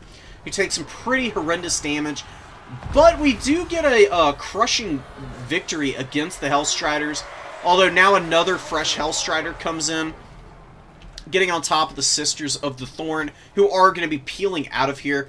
Wood Elf army is kind of getting overwhelmed right now. I am so curious to know if they're going to be able to persevere through this. It's looking pretty rough right now. It would be really awesome for the Ancient Tree Man to be sitting on top of the Winterheart Guard, but they are buffered away by the Marauder units here. This Eternal Guard should probably just skirt the edge here and get up into this fight. That would make a big difference there. Infantry units are excellent damage sponges. But here we go. Winterheart Guard finally pushing through. Gonna be able to buffer Archaon. Archaon's stuck on the Firebark Elders too. The Tree Man does also terrify the other Marauder away. Suddenly the Wood Elves have a winning position here. As long as the Winterheart Guard are able to sit here and fight against Archaon and chip him down, we could see a pretty dominant win there on that #1 objective for the Wood Elves. Wildwood Rangers come out. They're getting through the Chaos Warriors pretty okay. They're not having like any kind of a dominant win yet, though. And they're pretty surrounded right now. A lot of Chaos Warriors are on top of them. But the Chaos Warriors are looking to disengage, and a fresh Wildwood Ranger is moving up. Sisters of the Thorn have gotten some pretty good value. They are fighting the Hellstriders and actually hanging in here surprisingly well. That 40% Fizz Res coming in clutch, dude, and they actually kick the door in on those Hellstriders with a decent chunk of their HP remaining, too. 1,000 value on the Sisters. Wow, dude. Really good micro on them. Is this peak Sisters of Thorn gameplay? It might be, guys. Wild Hunters of Kurnus chasing down the rest of the Hellstriders. Glade Riders taking up positions, looking to get on top of some Marauders, or rear charge some Chaos Warriors, maybe. Some new Chaos Knights of Khorne come out and flatten the Starfire Shaft, which did get 1,200 value, which is awesome. And the Ancient Tree Man, very safe and protected by the Firebark Elders, with the Winterheart Guard sitting underfoot and another Eternal Guard unit, buffering out some more of the Chaos Knights. And Archaon needs milk, man. He is desperate over here. He is a dehydrated man in the middle of a desert right now. Good rear charge, though, from the Chaos Knights does free Archaon up, just barely. He's got 1,500 HP. He's not very functional, though. It's going to be pretty brutal for the Warriors of Chaos to try and grind back into this game, because a lot of their value is tied up in the damage they did to the Ancient Tree Man. And now that he's, you know, like, functionally saved and safe, just dropping fat Earthbloods onto this blob, I would actually say the Wood Elves are up pretty significantly on the battlefield elsewhere. But Hellstriders can flip this all around. Hellstriders are one of the best units in the game at countering the Wood Elves' mobility. I mean, they're dedicated anti-large cavalry. They've got pretty decent stats. They've got poison and 100 speed. Kind of hard to get away from them, but a good Shield of Thorns goes down. Damage reflecting onto the Hellstriders. You know, keeping the fight fairly even despite the bad initial engagement from the Wood Elves here. Wild Hunters of Kurnus, most importantly, are able to get safe, and they do crush the Marauder Horsemen here. Some Wildwood Rangers move up to do some damage to the Hellstriders. Sisters of the Thorn. In this fight, they do get their value back, and they are going to take another fat charge here, but the Wildwood Rangers should be able to win this fight. Wood Elves do secure the #1 objective and have a pretty dominant position here. Searing Doom comes down. Definitely going to get some good value for the Warriors of Chaos here. Love to see that. It's such a good spell, man. Big damage, and, you know, comparable to Burning Head in a lot of ways. Much more focused area of effect, much more consistent, and excellent against cavalry. Like, especially good against cavalry because of the explosion damage it does, being all AP, and the number of projectiles landing. It wrecks cavalry pretty badly. It's pretty good against infantry, but against the Wood Elves who have really low armor, Burning Head is probably a more consistent option. But I don't know if there's going to be enough magic for the Warriors of Chaos to get through the remaining Wood Elf forces. We do have some Hellstriders and Chaos Knights of Khorne trying to push the envelope against the Wild Hunters here. Wild Hunters of Khorne just kiting back, and some Hagbane tips come in. Should be able to poison the Chaos Knights and make this a pretty bad fight for them. Wild Hunters do turn around and are looking to reverse this situation here. Wildwood Rangers, Tattered Eternal Guard, all anchoring on the number 2 objective. And the Hellstriders and the Marauder Horsemasters just take a head-on charge into the Eternal Guard, who are going to just wreck these guys now. Not looking good for the Warriors at all. I think they're running out of steam here. They don't have a lot left on the battlefield. There are Chaos Chariots, though. Chariots are really good against Wildwood Rangers. One of the things that they struggle mightily against. Beautiful Searing Doom. Oh my god, this game is so close, man. Wood Elves get punished really badly by that Searing Doom. You can see, takes most of the HP off of the Hagbane tips. They just got absolutely wrecked by the Chaos Knights of Khorne as well. Number 2 objective swinging to the Wood Elves. Sisters of the Thorn moving up. Sirens going off in the background. Pandemonium across the realms, ladies and gentlemen. Wildwood Rangers anchoring number 3 here, and Hellstriders get a jump on the Sisters of the Thorn out here on this flank, and Ancient Tree Man does look to be moving across the field now, finally rousing himself from his stupor, looking to maybe assist on some of these other objectives with the Winterheart Guard, Firebark Elders in tow. Should be able to anchor just about everywhere. Wildwood Rangers moving down the hill. Wild Hunters of Khorne hanging in there for that last little bit of HP that they've got left, trying to finish off these Chaos Knights of Khorne. And good Shield of Thorns, man, doing a lot of damage to the Hellstriders, who are desperately trying to finish off the Sisters. Sisters, dude, I think I'm going to start playing around with them a lot now. Really awesome unit. Don't take that the wrong way, guys, please. I promise. I swear, please don't do it. Chaos Chariots looking to get away from the Rangers. They're really struggling. They don't have any like infantry to set up the Wildwood Rangers for proper like cycle charges where they're not going to just get trounced in return. Wildwood Rangers having the AP and decent melee attack does make them pretty good at stopping up chariots and getting damage on them, as long as they don't get pushed all the way through as a unit. But the Hellstriders get a good rear charge here. Should be able to clean up this Wildwood Ranger, which has gotten a little bit of value, but nothing stupendous. Sisters with just a little bit of ammo, or just a little bit of HP left. Tons of ammo, looking to get after the Chaos Knights of Khorne, who have 22 models and 1600 HP left. Beautiful Burning Head, man. Big damage on those Wildwoods. Warriors of Chaos are going to take 1 objective back, but I don't know if they're going to be able to take enough of these points back to get a win here. The middle objective is just so safely held by the Wood Elves, and they're just getting disgusting heals off. The Ancient Tree Man, who was on death's bed earlier in the game, has heal cap now. Winterheart Guard are at their like maximum amount of HP based on the number of models they have. Same with the Firebark Elders. Wildwood's got a good heal there. An uphill charge from the Chaos Chariots is probably not going to go too well. Good micro, they do push back out the other side of the unit. Warriors of Chaos don't get the number 1, barely getting the Eternal Guard up to the point in time. This other Eternal Guard needs to make sure to anchor here. And the Soul of Damnation, or the regular Hell Cannon, sorry, finally coming out to punish the tightly packed Eternal Guard formations. Sisters, Glade Riders moving up.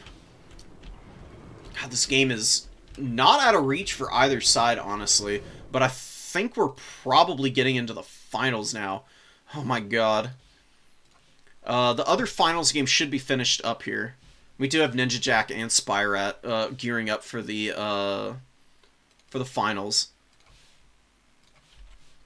We'll see if the Wood Elves can close this game out quickly enough or not. Marauder Great Weapons looking to finish off the Eternal Guard here. Eternal Guard taking some pretty big damage. Good cycle charging with the Horsemen. You know, they're not great in melee combat, but, you know, charge bonus is charge bonus, and the Hell Cannon is working on the other Eternal Guard over here. getting some good damage. Wildwood Rangers screaming up the hill, trying to save this point. Lots of mobility on the field for the Warriors of Chaos, which the Wood Elves are having trouble finishing. Hellstriders are just so cost-effective, dude. You can see how much value they've got in this game. All of these units have come out several times, or a couple of times, but they've all paid for themselves each and every step of the way. Sisters of the Thorn kiting away from all of the Hellstriders here. Very cost-effective fire from the missiles that they have, and poking away at the Hellstriders there, as well as the Chaos Knights. More Sisters coming out, should be able to respond to the mobile pressure. Number 1 objective barely being held onto by the Wood Elves right now. It is danger for them right now. They really need to be careful not to lose any of these points that they've got left. Chaos Chariot, one of them gets gunned down unceremoniously by the Javelins. Hellstriders are moving up, trying to get on top of these guys, but the Sisters should be able to kite them away just endlessly, never ever getting caught either, provided they have slick enough micro here. Do charge into the Hellstriders. They're going to collapse here and finish this unit off. Really good bait and switch here. And the Glade Riders over here, beautiful choice. The Shield of Thorns from both of the Sisters, one gets onto the Sisters of the Thorn over here, and the other goes onto the Glade Riders, who then turn around, take the charge from the Hellstriders and the Chaos Knights. Damage reflection helps finish up these fights. Wood Elves do have trouble hanging on to the number 1 objective, trying to move down the hill onto the number 3, leaving the number 2 a little bit vulnerable here to potential infantry cap weight. And the Hell Cannon, man, being a menace back here, 111 kills on it. Sisters and Wildwood Rangers should be able to take the number 3. I think the Wood Elves are going to win this, but really excellent play from Snailkite, who is just making it happen despite the terrible position he got put in with Archeon getting so beat up by the mid-game. 3,700 value on Archeon, dude. Oh my god. Tell me that Archeon is not a good lord, I dare you. I've really actually heard people try and argue that. It's just not true. He's one of the best lords in the game. Beautiful Hell Cannon shot on the Sisters of Thorn. Brutal damage on them. How much value did that get the Hell Cannon? Almost 900. Up to 950. It was on 500 just a minute ago. Took like a decent quarter of the HP off of the Sisters here. They do still hold out against the Horsemasters. Curse of Honor here going down, mitigating their combat stats. Should be able to... Oh, they actually break before they're able to finish the Horsemasters. Unfortunate, but the other sister is anchoring this objective. They do beat the Marauder Horsemen here. Chaos Warriors will lose to the Wildwood Rangers, while the Sisters of the Thorn can just run back and get rid of the Horsemasters here. We'll see how that goes. Hanging on to the middle objective, Warriors of Chaos desperately need these points back, but I think it's too little too late. It's about to be triple cap territory for them. Not much more to go. And the Wood Elves are going to just be able to anchor the points to victory. Terror Route going down in the middle for the Marauders. Love the Ancient Tree Man, dude. Been very good. Huge distraction Carnifex. Archeon was going so hard in the paint to kill him early. Did not pay off, unfortunately. Wildwood Rangers taking some Hell Cannon shots, and the the number 3 objective still being hung onto by threadbare forces for the Wood Elves. Warriors of Chaos just barely flipping this point over time, but I don't think it's going to go too favorably for them in the long term. Wildwood Rangers are rallying back to the point, should be able to keep that cap weight secure for the last few ticks that the Wood Elves need here. And there's no chance they take the number 2 objective anyways. But really well played by Snail.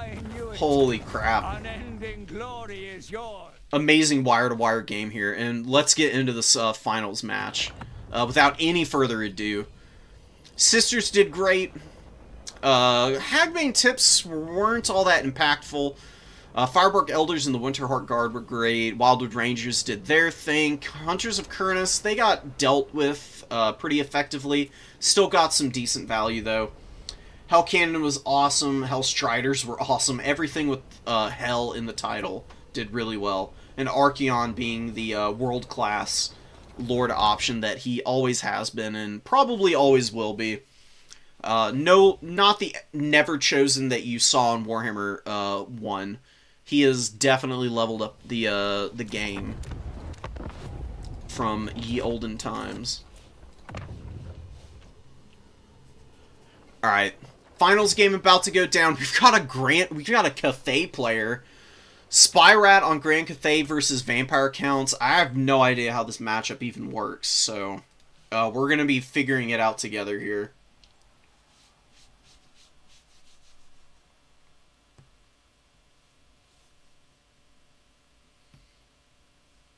Treemen are so cool, man. Great unit. Love to see them.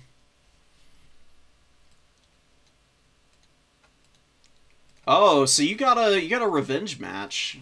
I didn't know that, Ninja. That's awesome. That's really satisfying too. Being able to come back and get a revenge win on somebody who beat you the round before. Rockin'.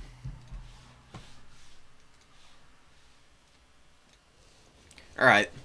I'm gonna swap away and peek at the builds. Or actually, no, I'm not, because they're kicking the game off already. Right as I declare my intentions, we're jumping right into it. So we've got a Celestial General and an Astromancer, I presume. Yeah, on the Moonbird. God, the Moonbird is so fast. 120 speed, and does have the Roiling Skies passive, so gonna make it really difficult for the Strigoi Vampire Lord to win those air fights, especially with a very heavy commitment into the aerial goon squad that is evidently coming in for Grand Cathay here. Very thin on the ground, though. We'll see how that plays out over the long term. It's going to be a little risky, I think. But some good uses of Moonflare and Celestial Sweeps. Is that? Yeah, Celestial Sweep is here. Lord of Grand Cathay is also on the table to give some melee defense and Physres buffs. Vampire Lord is going to have to play a very cagey game here. This is not an easy fight for him. He's not going to be able to beat both the Astromancer and the Celestial General, and not even to mention the fact that the Righteous Lances of Wei Jin are out on the field as well. Probably going to have to do a lot of kiting, and even maybe even landing on the ground and just staying in the middle of a blob isn't a bad idea either. Because 120 speed on the Astromancer is already enough to catch this guy, not even to mention Roiling Skies debuffing melee defense and speed for 25 seconds every time a spell is cast. And there's some really cheap spells available for the Lore of Heavens that are here. Harmonic Convergence and Uranus Thunderbolt. Both should be able to put in some pretty good work here. Today I'm appointed by the Celestial to head his armies. So fight hard, survive, and one day it may be you who is standing here. Cool. Alright. Nice pre-battle speech. Everybody's nice and amped up now. And Grand Cathay screaming out in the opening, getting up on the #1 objective with the Peasant Horsemen. Definitely want to cap the number 3 as quickly as possible. I would just ignore the #2, unless, you know, the vampires, like, make a massive blunder and leave this wildly undefended, which I doubt is going to happen. Vampires are very good at protecting their home objectives. This is a map that's going to favor the vampires. As long as the Vampire Lord doesn't get fumbled here, I think this game is going to be really tough for Grand Cathay to win. They're going to have an awful time trying to push the vampires off the objectives. Jade Warriors advancing, Peasant Spears here, Jade Warrior Halberds. A couple of Iron Hail Gunners moving up as well. They might have some trouble getting volleys off with the way the terrain is on this map. It's a little awkward to shoot up a lot of these little, like, hills and inclines, especially for gunpowder units. One of them could position up here. Like, this hillock is, like, a really good spot for gunpowder units to sit, because you can cover this objective pretty well. The other one can move up out here on this flank and just sweep the flanks. Cairn Wraiths coming out. Cairn Wraiths are a really fun unit. And should be able to put some good damage in on the Peasant Horsemen, as well as the Spearmen, anything they get into combat with, really. Jade Lancers will suffer against them as well. Bandits of the Silver Road moving up, looking to get their flaming attacks on target. They also imbue flammable onto their opponents, weakening them against fire damage, which is going to help the Astromancer immensely in their engagements. You know, the Strigoi Vampire Lord is playing a very dangerous game, flying over the top here. Really nice breath attack. Wow, that did big damage to the Iron Hails. Definitely needs to get out of range here, though. Doesn't want to eat a volley from those guys. Does get away just in time, avoiding the worst of that damage. And I don't think the Vampires need to do anything fancy. Just move their front line in to engage off the point. And, you know, not just eat a ton of free, or give Cran Cathay a ton of free value here. Oh, #1 objective being ninja'd right now by the Vampire counts. Oh, no. Jade Lancers coming out to respond. Cryptars here, though. Cryptars will win this fight right quick. Excellent unit to go in against the Lancers. And Celestial General does get a Celestial Sweep off, but eats a Spirit Leech for his troubles. Not worth it for the forces of Grand Cathay. Ninja Jack getting a little bit of a value lead, and the Hounds pushing the Jade Lancers back a little bit. Good micro, not committing there. The Tithe and the Dire Pack moving up as well. Cathay is getting triple capped right now, and they are god-awful at recontesting objectives. White King's getting attacked by the Celestial General right now. Oh, the Strigoi Vampire Lord lands right on his head, though. This guy doesn't have any healing available to him, and taking all this damage in the early game is not going to be great for Grand Cathay at all. Now, they do get a good surround on the Strigoi Lord. If they can somehow goon this guy out here and now, maybe they're going to be able to win this match. Wow, big damage on the Strigoi Lord, taking critical damage right now. The Iron Hells should be shooting into him also, but I don't think they even need to. He might just die outright here, and that's going to be a really rough deficit to come back from for the Vampires.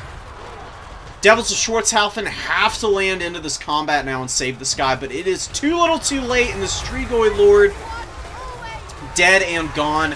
No longer upon this mortal plane, and the Righteous Lances of Waitin do eat the charge from the Vargeist and get absolutely dumpstered for their efforts, but they got 1,200 value. The Celestial General and the Astromancer are decently healthy still. The Vampires are going to struggle without their Lord. That is a lot of magic and battlefield control that they're losing right off the rip there. Cryptars overextending into Peasant Spears and Jade Warriors. Jade Warriors have Harmony, but the Spears don't. Jade Lancers cleaned up some Dire Wolves back there. Where is the Dire Pack? They have been so clutch for the Vampires this entire tournament, but they do get caught by some halberds here, and are probably not going to be sticking around much longer. They're getting worked down pretty badly. They don't have great leadership either, with the Lord being gone. Hex, oh, the Chill Geist coming out. Very fun unit to be bringing out onto the field. Would have been really nice to have them a little bit earlier. Probably just need to hang on to the 2 objectives here now for the Vampire counts, and maybe play for time. Big value deficit right now. The Cairn Wraiths are chewing on the Peasant Spears. Spears are holding up really well against the Cairn Wraiths right now. Peasant Horsemen getting beaten down by Cryptors, though.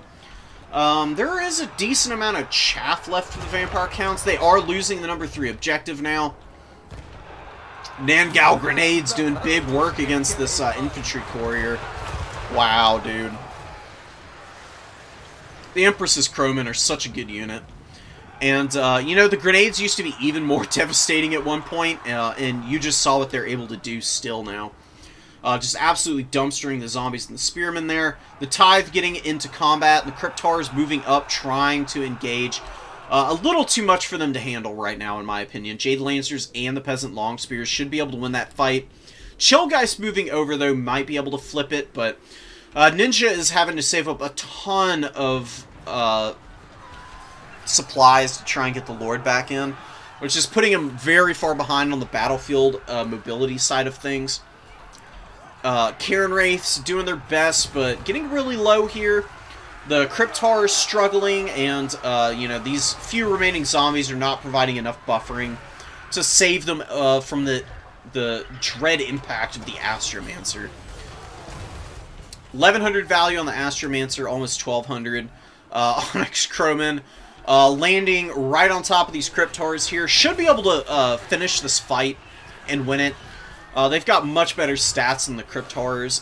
Maybe the regen comes into play here, though. We'll have to see. I can't imagine this being a win for the Cryptars. Jet Lion comes out. Missile Mirror, probably the most useless bound item in the world in this matchup. But, nevertheless, does have a silence effect, which is going to be really good against the Lord if the Strigoi Lord does land on the ground and the Jet Lion is able to get into contact with him. Chillgeist are going to have to do some heavy freaking lifting here. Strigoi Lord looking to get after the Celestial General, who does stop. Probably going to go down. Oh, but he doesn't get hit by the melee attack. Very fortunate for Grand Cathay here.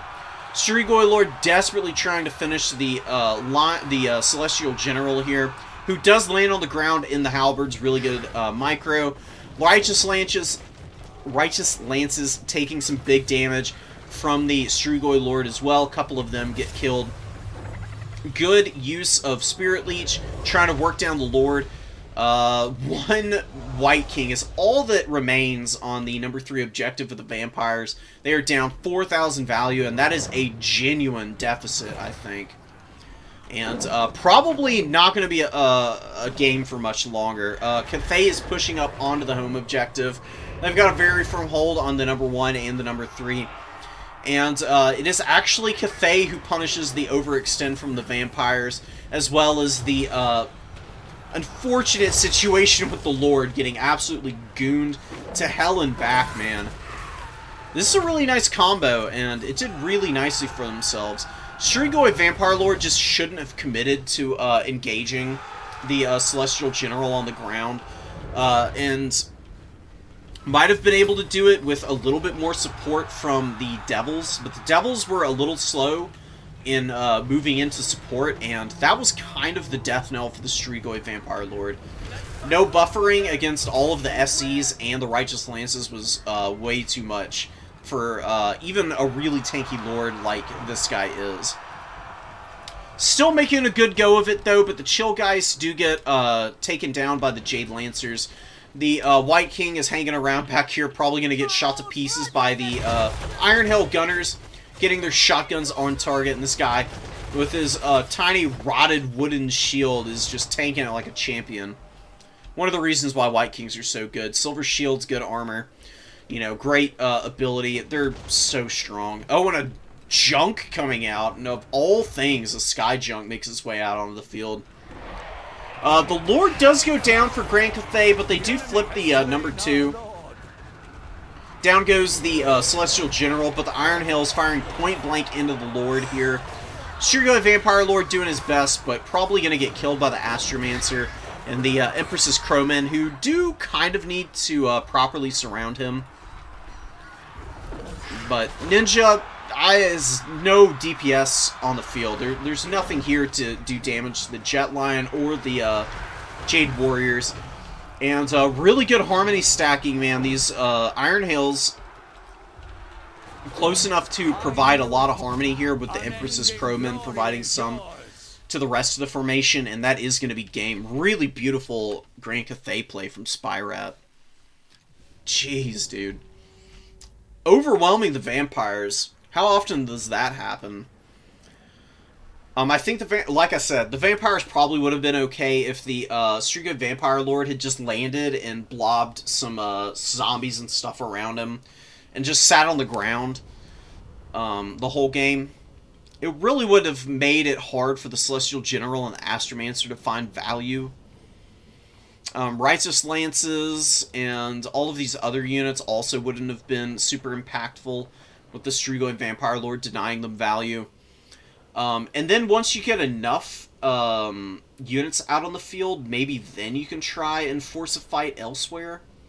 Mortis Engine probably would have been really good as well in the early going. I don't know, man. That's just really unfortunate. If Ninja hadn't have lost the Lord early, Chillgeist, Devil's Schwarzhofen, Dire Pack, and Mortis Engine out on the field probably would have been too much for this Grand Cathay army to deal with, I think. Would have been a pretty good bet that they would have been able to get into the backfield. Look at the value on this Iron Hell Gunner. 2,700 value? Oh my god. I just completely missed them wrecking every single unit that came into range of them, apparently. Empress's Crowman got 1,600, and that's going to be game, man. Great finals match. Definitely wasn't close, but, you know, there's no shame in that. It happens. Threw my Lord so hard.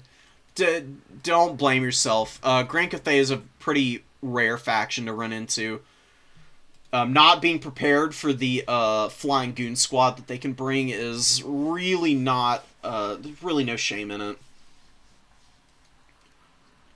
Don't even worry about it, Tom. No worries. I don't care that it was a long game. It was a really good one.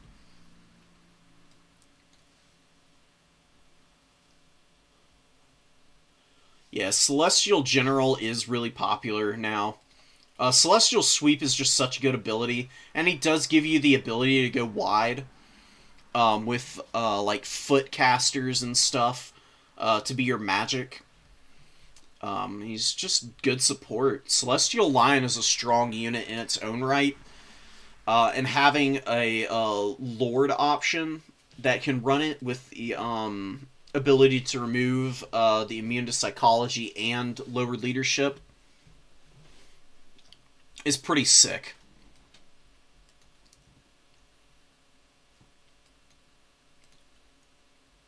Yeah, Ninja, you did a really good job of running the table into the finals. You got a build countered, is what you're saying here in chat.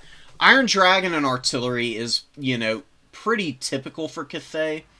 But I've seen a lot of people starting to experiment with them. The few people who do play Cathay, at least. So there's no guarantees anymore. It's going to be really interesting to see how Cathay does when they get their DLC. Because, I mean, that's got to be right around the corner. Cathay and Slaanesh are probably the factions getting the next DLC. I'd be shocked if it were not them. I mean, Slaanesh is guaranteed, but Cathay desperately needs some new units.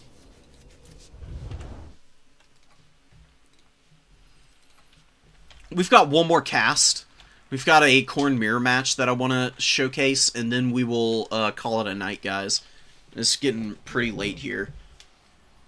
And I am getting super dehydrated, you know. Stock up on that high-quality H2O, guys. Don't let yourselves get to the state I'm in. Where you can feel your internal organs. Not a very pleasant feeling. Give me a sec, actually.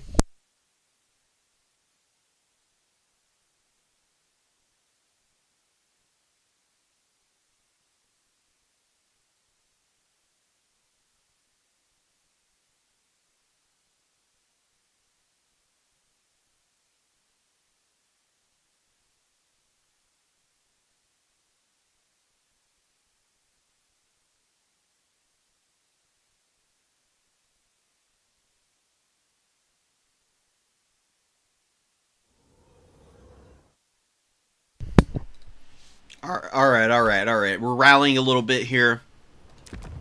Let's show off, let's show off... No, it's not a corn mirror. Adam, are you still here? Please send me the corn mirror replay. Maybe... Hold on, let me re-download this. Maybe there's some funky stuff going on.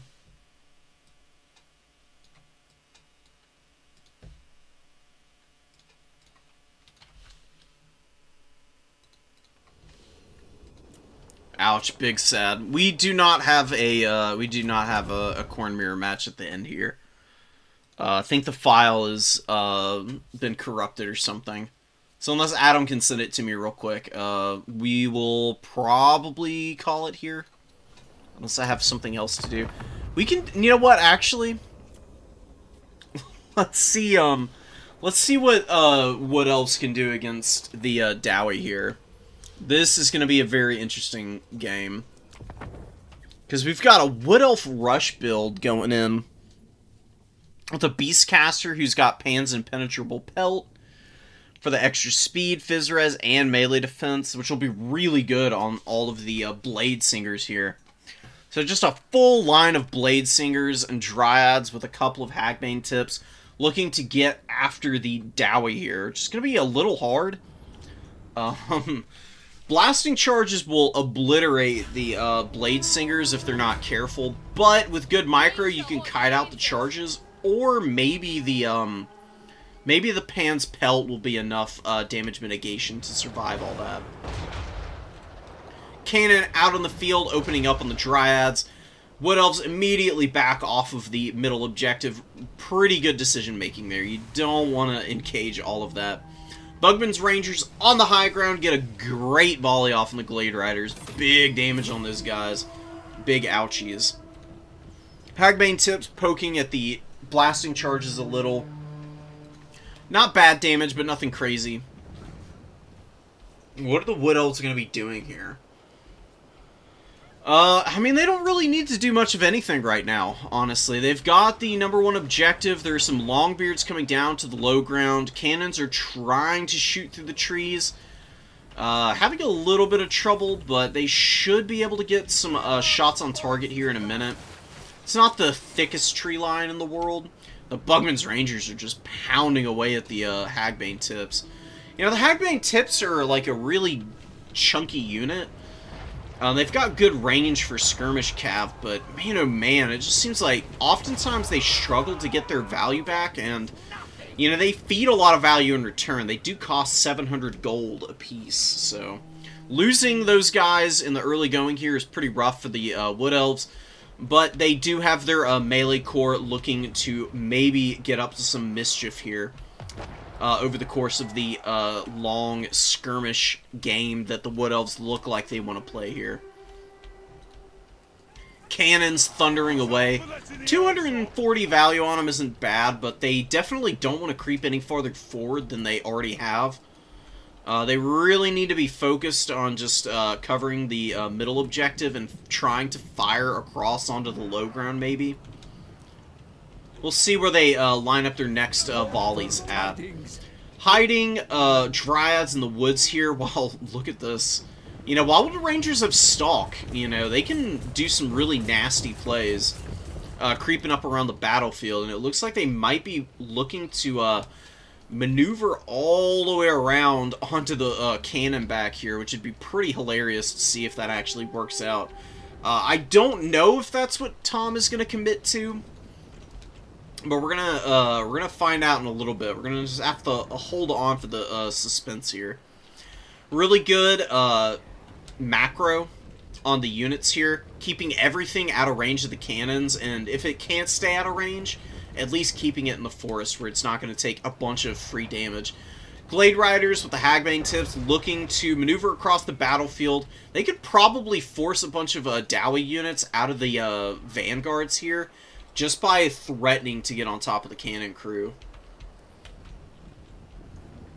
Very slow build-up from the Wood Elves. Very patient play often works out really well against the Dwarves. Dowie have a hard time defending all of their missiles, and developing out more missiles is certainly a strategy. I like Dowie a lot, but I prefer when they have more close-in support and maybe like one artillery piece. Trying to defend multiple artillery crews is really tough, and these Dowie crews are more resilient than others. They still only have 40 armor. They're really not that tough to kill. And this can feed a lot of value, and that's, you know, also a lot of supplies that you haven't gotten any use out of, essentially.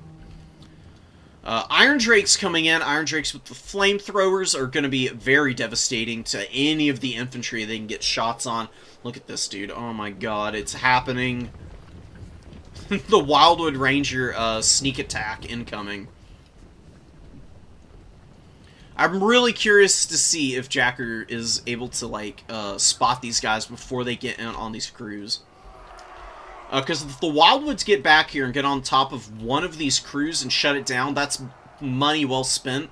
If they get on both of them, dominant. And if they get on both of them and then clean up another, like, piece, like one of these missile units in the back line, that would just be absolutely insane. Dryads taking a little cannon fire. They're going to kite back, also getting shot at by the Goblobber. Just pulling out of range, and the Wildwood Rangers is just going to hang out on the number 3 objective as well. Dowie not really committing to any kind of push. I don't think that's a bad idea. They're kind of relying on their artillery to try and do some damage here. But this is really sneaky by Tom, like forcing the cannon farther and farther into the front line. Once the frontline engagement happens, this cannon is not going to have any sight lines to fire and bowl over any of these units. We do have a Pan's Impenetrable Pelt going down. You know, giving some extra speed. Wow, Anloic's Blessing. 69 foot speed on the Blade Singers. Just going ham right now. They're just getting right up in the front line. No problem. This is inventive Wood Elf play, I gotta say, man.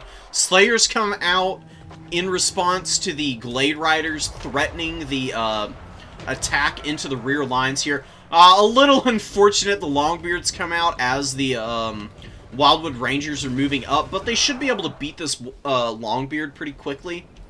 And then they can still continue with their back pressure, because the Glade Riders are here too to still threaten. These Wildwoods could even loop around through this hole in the line here. Decent Rune of Wrath and Ruin. Good micro pushing through the front lines, trying to get into the secondary to get on the blasting charges. Blasting charges starting to do some pretty vicious damage.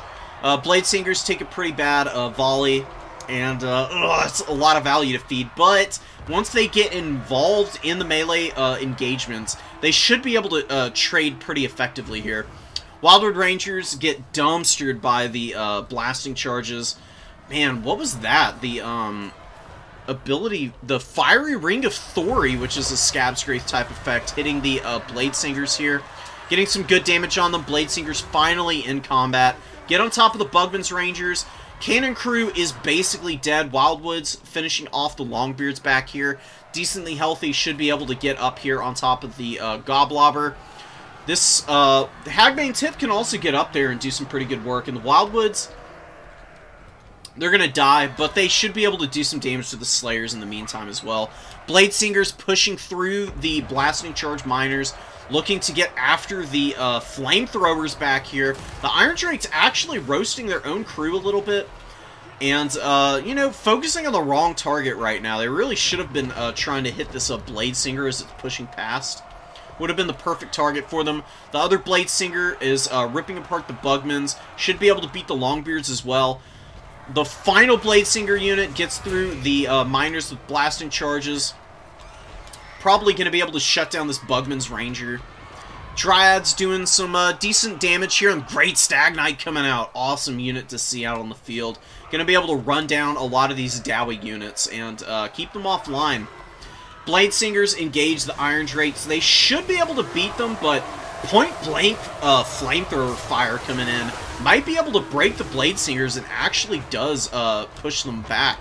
Really awesome stuff, and the Iron Drakes have played for themselves already. Saved the Goblobber crew as well, man. Wood Elf's starting to struggle a little bit, down big on value, but you can manage that against the Dwarves. Dwarves are very slow.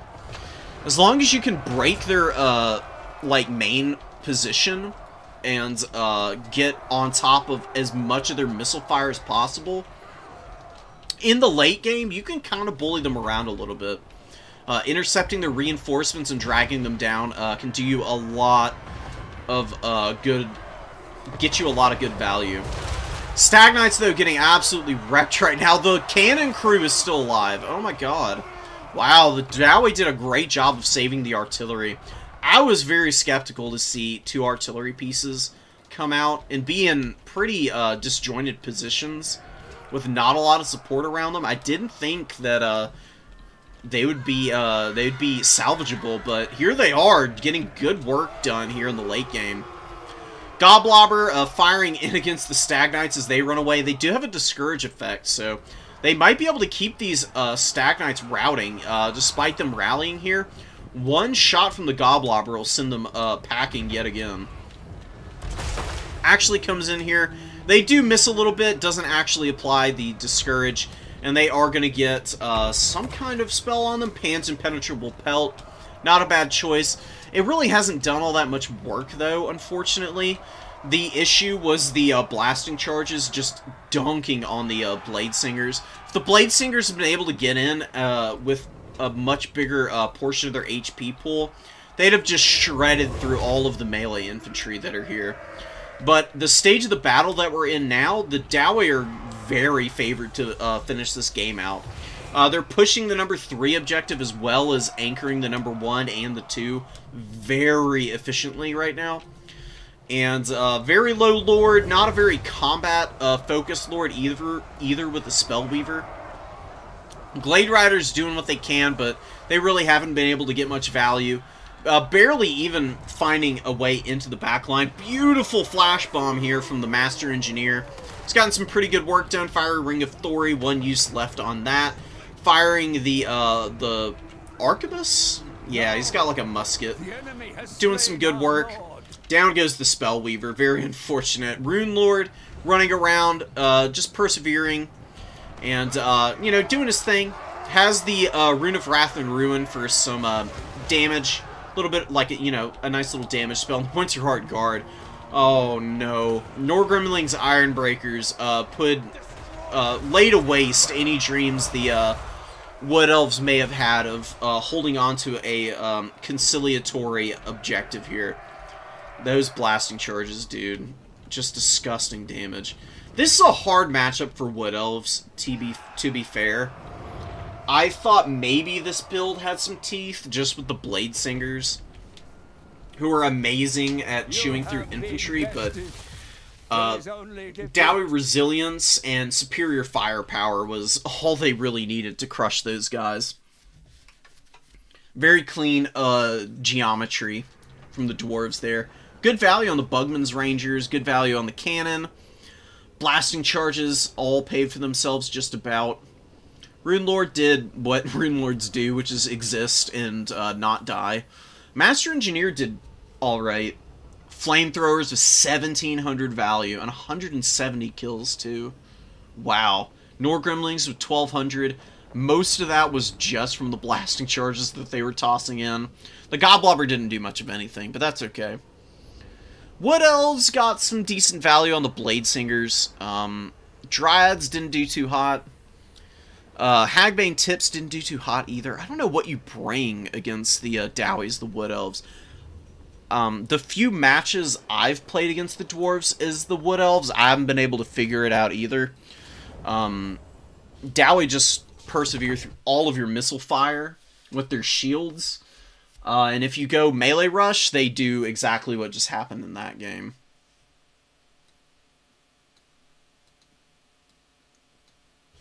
The other dwarf game? Oh, okay. I'll do a separate cast for it. How about that, Tom?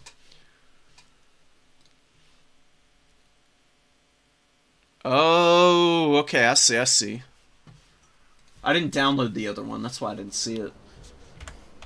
I'll do a separate video for you for it, so you can get your time in the sun. I presume you win it. Maybe. But anyways.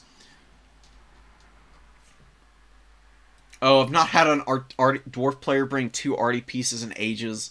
Didn't bring any arrows. Yeah, Arrow of Kurnus, usually what you see from the Wood Elves. You know what? I'm gonna actually go look and see what I would want as the Wood Elves against the Dowie.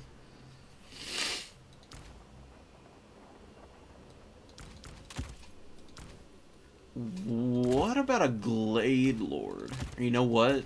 Nah, Orion's not the piece. Definitely not what you want here.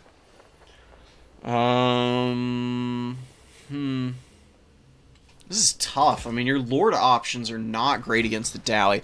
Maybe just Drycha. You bring in Feebling Foe and the Withering, maybe? Occam's Mind Razor might not be bad either. I mean, Melkoth isn't going to do a lot of damage. Pit of Shades is going to... Most of the damage is going to get mitigated. Pendulum is fine, but again, damage mitigation. Maybe Enfeebling Foe and Occam's. Occam's is honestly pretty decent. It's got a good duration. You can also give it an effect area, and it's magical damage and 50% extra weapon strength.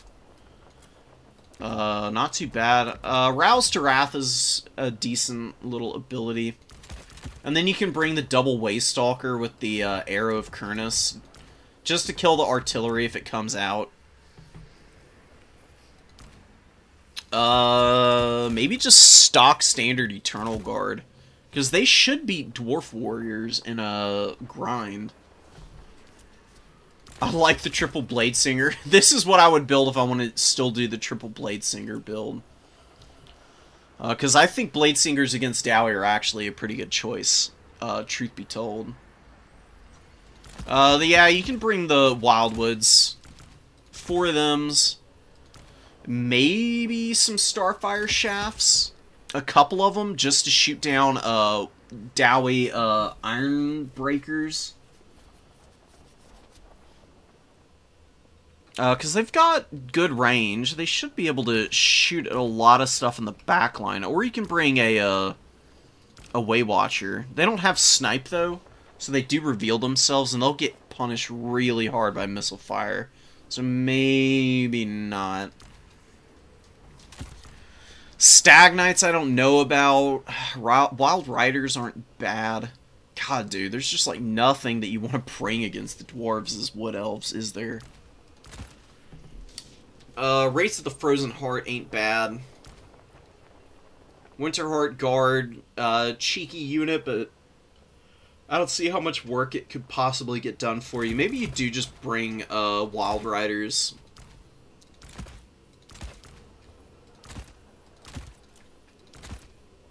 Maybe they're too expensive. I don't know. Something like this, maybe. Very aggressive, fast-paced build. That's just, gunning hardcore to crush the Dowie on the ground. You got the Starfire Shafts to shoot at, Gyrocopters, I guess. And Arrow of Kurnus can also do damage to Gyros. It's kind of risky. But I think you have to take risks into this matchup if you ever get it. I just don't ever see it being anything better than like a 70-30 in favor of the Dowie.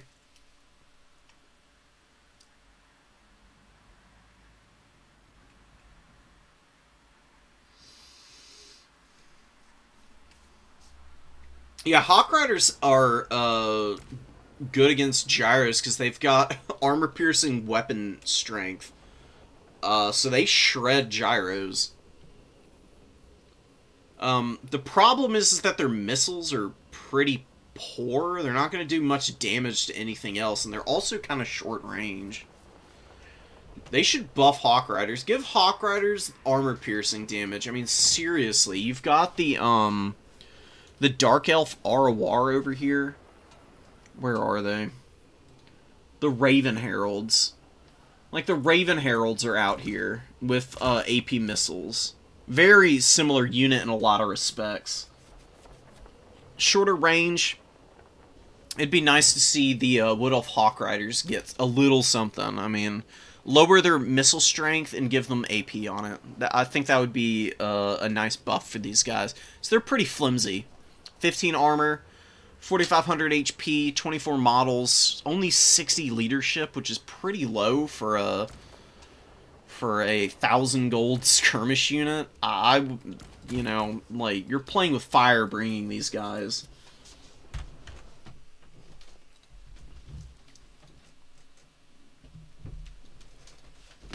I don't know. That's just my Wood Elf build. I'm gonna check out your rematch, and then you know, I'll do a cast of it.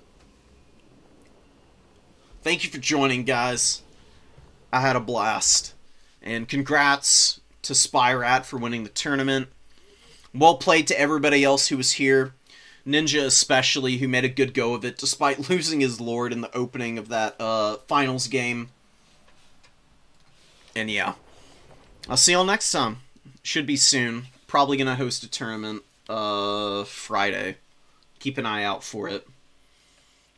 Peace.